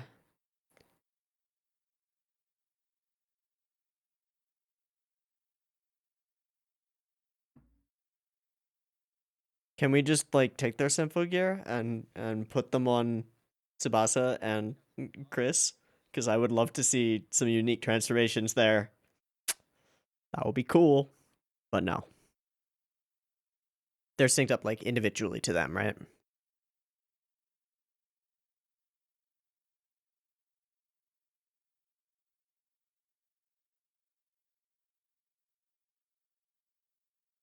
Cool. Hello, Carol. All right, everyone's set in place.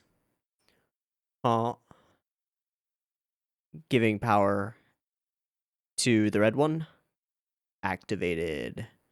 Uh,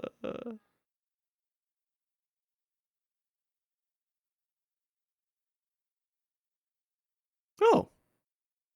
She doesn't seem as crazy as she was. Our strongest fighter. That's bad.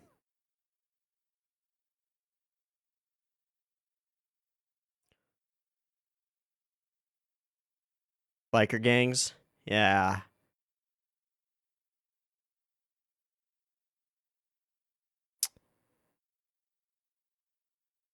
Okay. Oh, she's cute. And lazy? Oh. Hungry.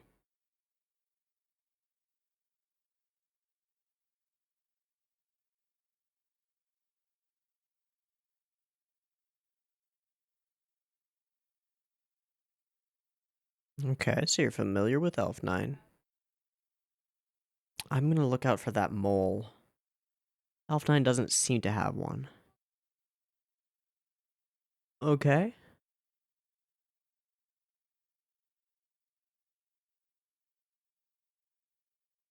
All right. Yeah, it sounds pretty bad. Okay.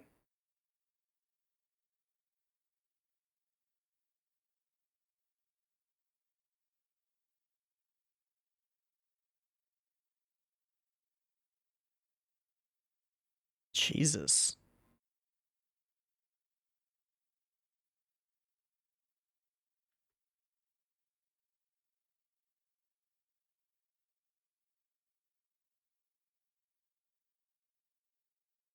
Because you're her little... No, you were created.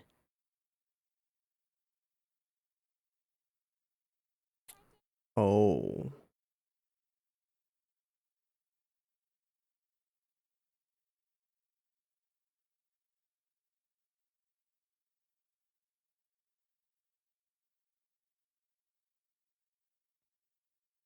So she made you in her own image.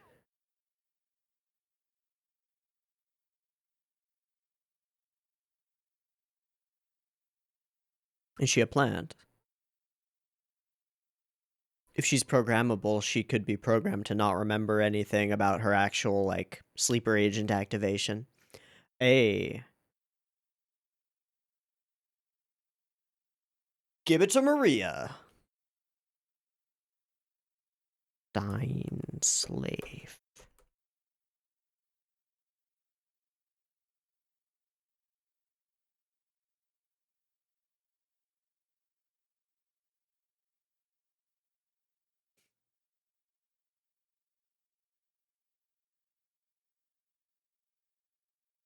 However, she's artificial.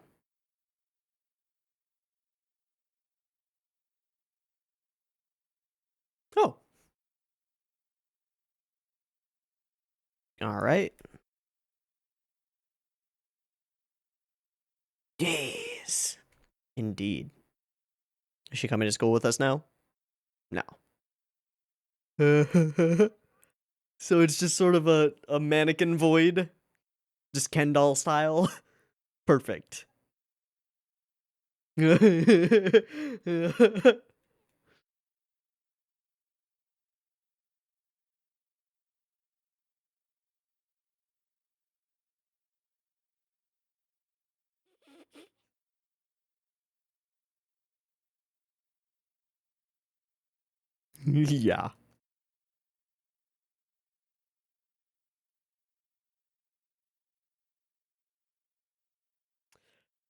Nailed it.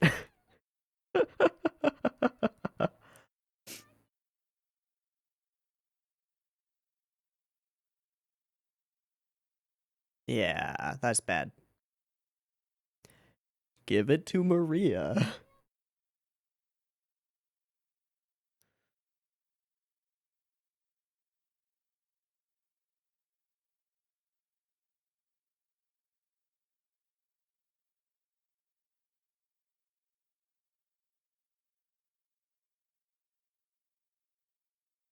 Yeah.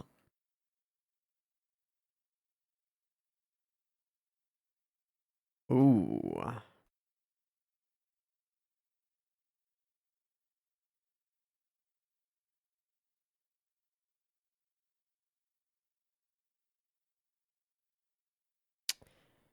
Well, hello.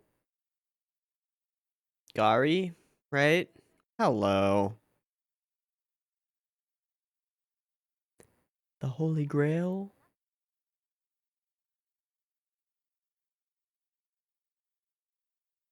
Ah. You gotta fight, though.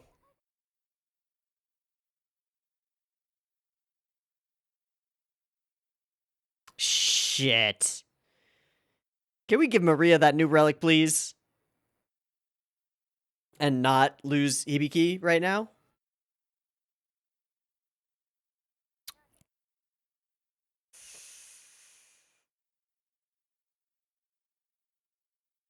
Like an anime.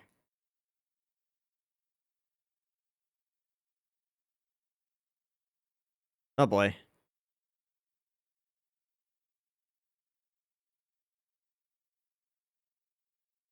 Can't do it.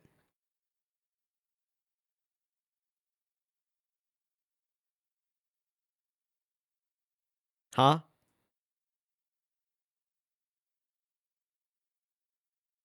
Huh? Huh? Huh? Fuck! That's okay. I'm okay with getting cliffhangered here. This is fine. We learned a bunch of stuff.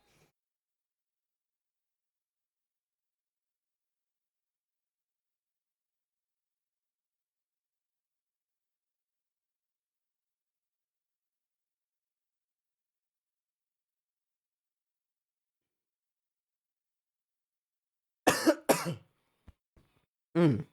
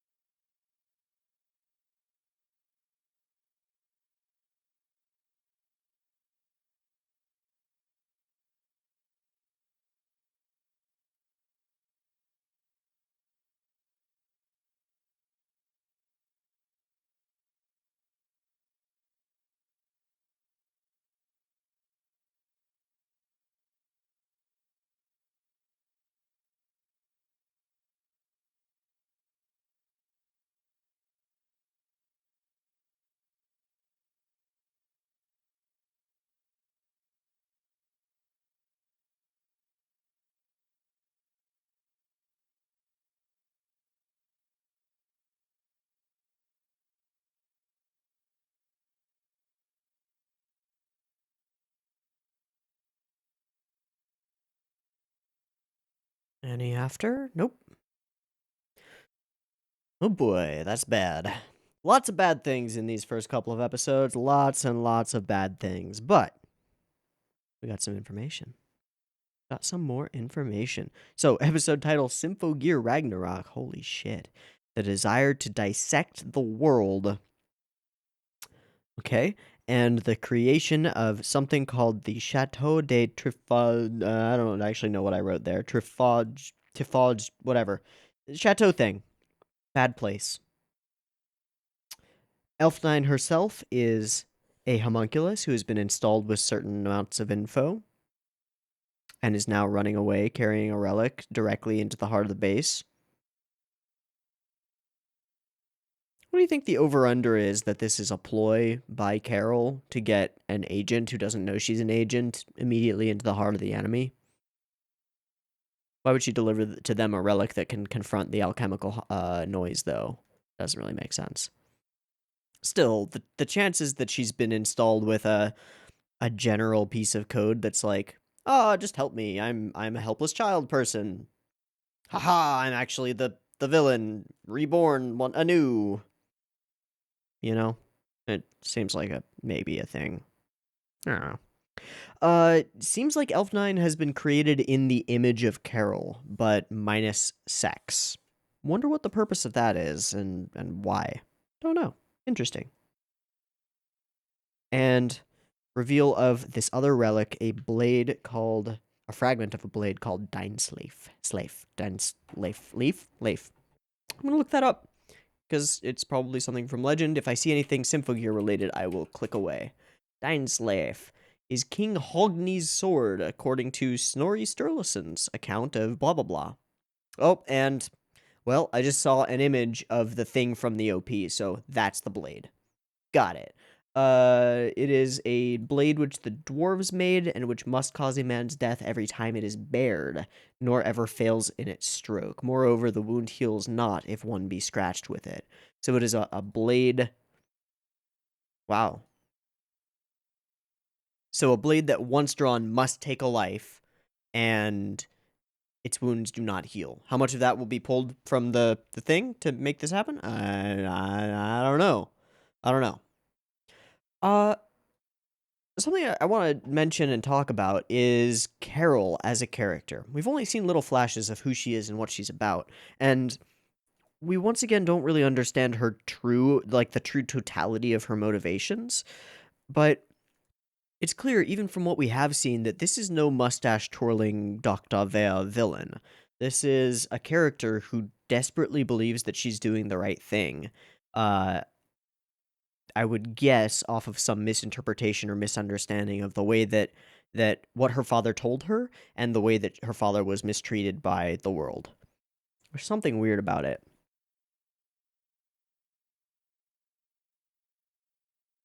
Anyway, I just wanted to like draw a distinction between her and some of the other villains that we've seen before. She seems a lot more complex and not like, how do I put it?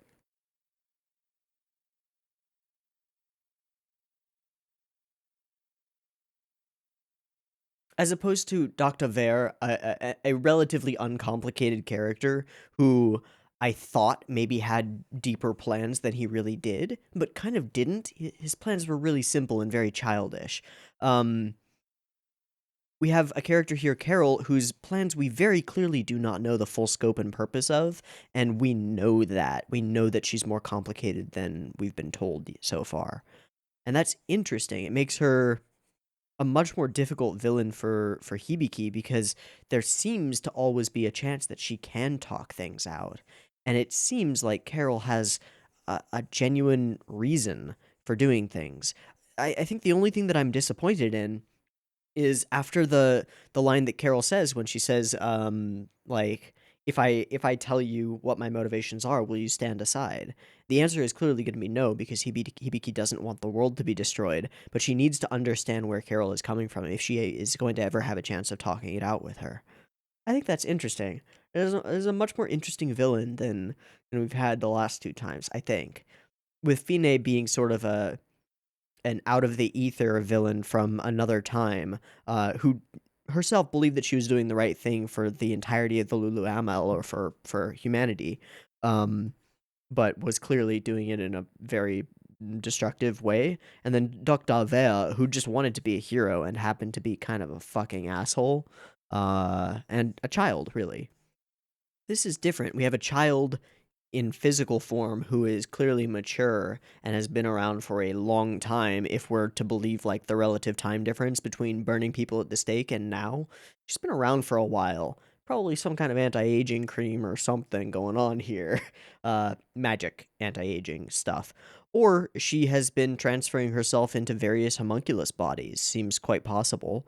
Um, it's quite possible that Elf9 was maybe her next body, or intended to be, given the similarities between them. Elf9 does not have the mole on her cheek, though. That's interesting. Some other cool lines. For example, Maria's line, that is just the arrogance of those privileged with power. I think that was a pretty interesting way of snubbing Hibiki in that moment. And Hibiki has forgotten the chant. She's lost some element of her drive. Now we've just recently, it's been set up and explained before, but in the GOVAs and then earlier in I think it was the previous episode, we talked about where the lyrics of the Symphogear come from. They come from the heart, and that seems to mean that somebody with a conflicted heart might not be able to produce lyrics that would be as, like, they might just not well up. So that becomes a very real problem for Hibiki if she can't figure out what she wants to do. It might require a bit of a side mission to get in touch with who she is and why she wants to be someone who saves people. And it seems like she'd have to believe that what she's doing will save people, fighting or otherwise. But now she doesn't feel willing to fight. She doesn't want to fight, not using a tool that she believes is meant for helping. It's interesting. So to dissect the world. I really like Kirika and Shirabe's conversation about we'll go as far as we can. And immediately I'm like, yeah, shonen hype style. But then it takes a step back and goes, maybe that's not the best path. Maybe we shouldn't just leap and go as far as we can without knowing what we're heading toward. Maybe we should just go toward a goal, because if we just keep charging along, we're going to end up exactly like we did before, doing something that we don't really know why we're doing it, and maybe hurting people in the process. Very interesting. Now something else that happened with the destruction of the gear.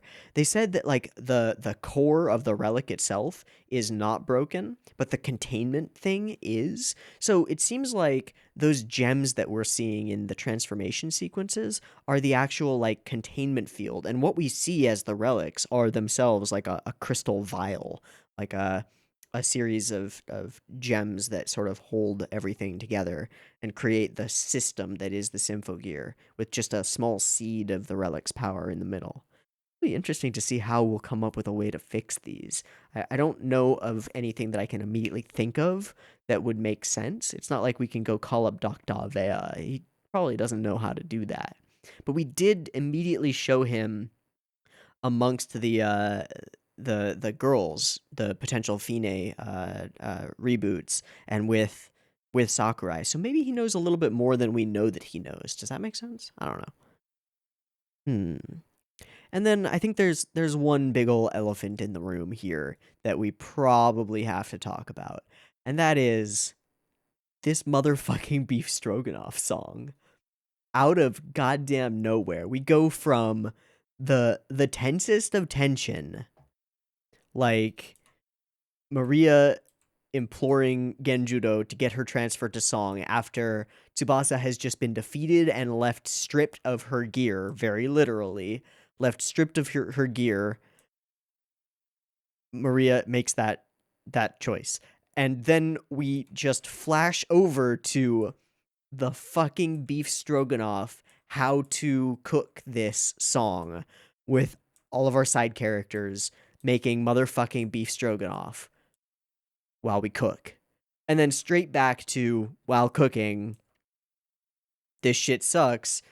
It's terrible for a thing made for making things to be used to cut things and cause harm.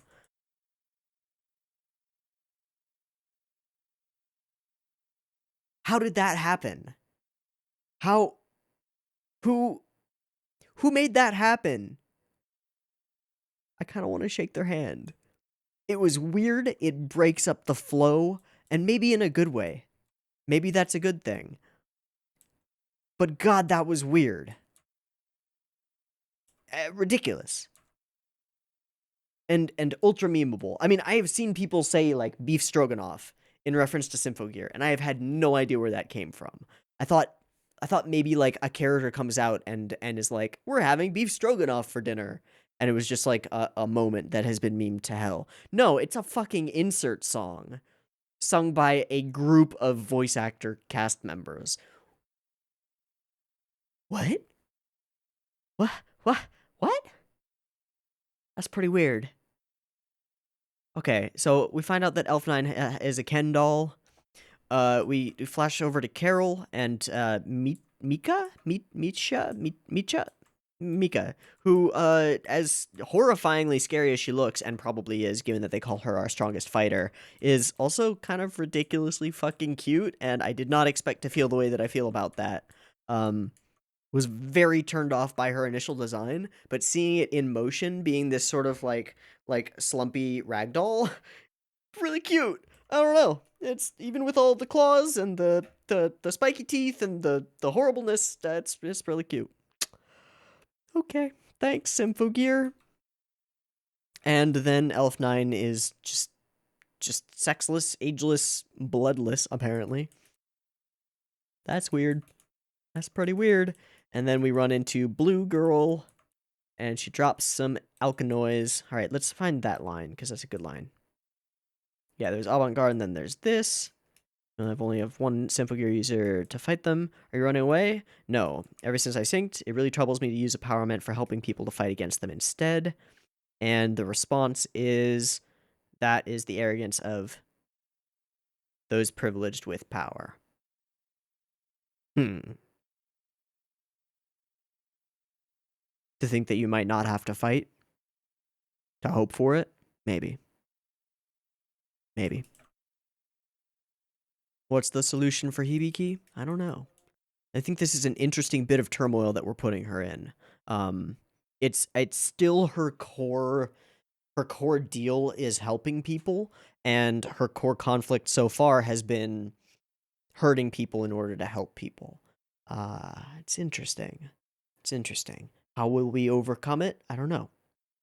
I don't know. Previously, we've been able to just turn the villains, like, show that the villains are so horrible that they deserve to be hurt because they will purely be hurting the world otherwise. I don't know if we're going to be able to do that with Carol. I think it'll be a little bit more complicated. I kind of hope it'll be a little bit more complicated. It's interesting. And we have this moment here where her voice catches and she can't think of the lyrics. She can't remember the chant, the one that comes naturally from her soul. Now her being conflicted about this is going to get her friends killed. If she wants to save people, she has to fight. That's a problem for Hibiki right now. All right, this is shaping up to be an interesting season on a lot of fronts. It looks really good. It sounds amazing. And so far, the writing has been a bit of a step above. There's some interesting thought being put into these characters and their enemies and the potential conflicts that they could go through in facing them. I'm intrigued to see where this season goes and how Hibiki overcomes this current major hurdle. But 3 episodes, 2 hours recording, that's enough for the night. We're going to call it for Symphogear GX. It has been fun. I hope you've had fun as well, and I hope to catch you next week when we will watch some more episodes, however many that ends up being. See you there. Peace.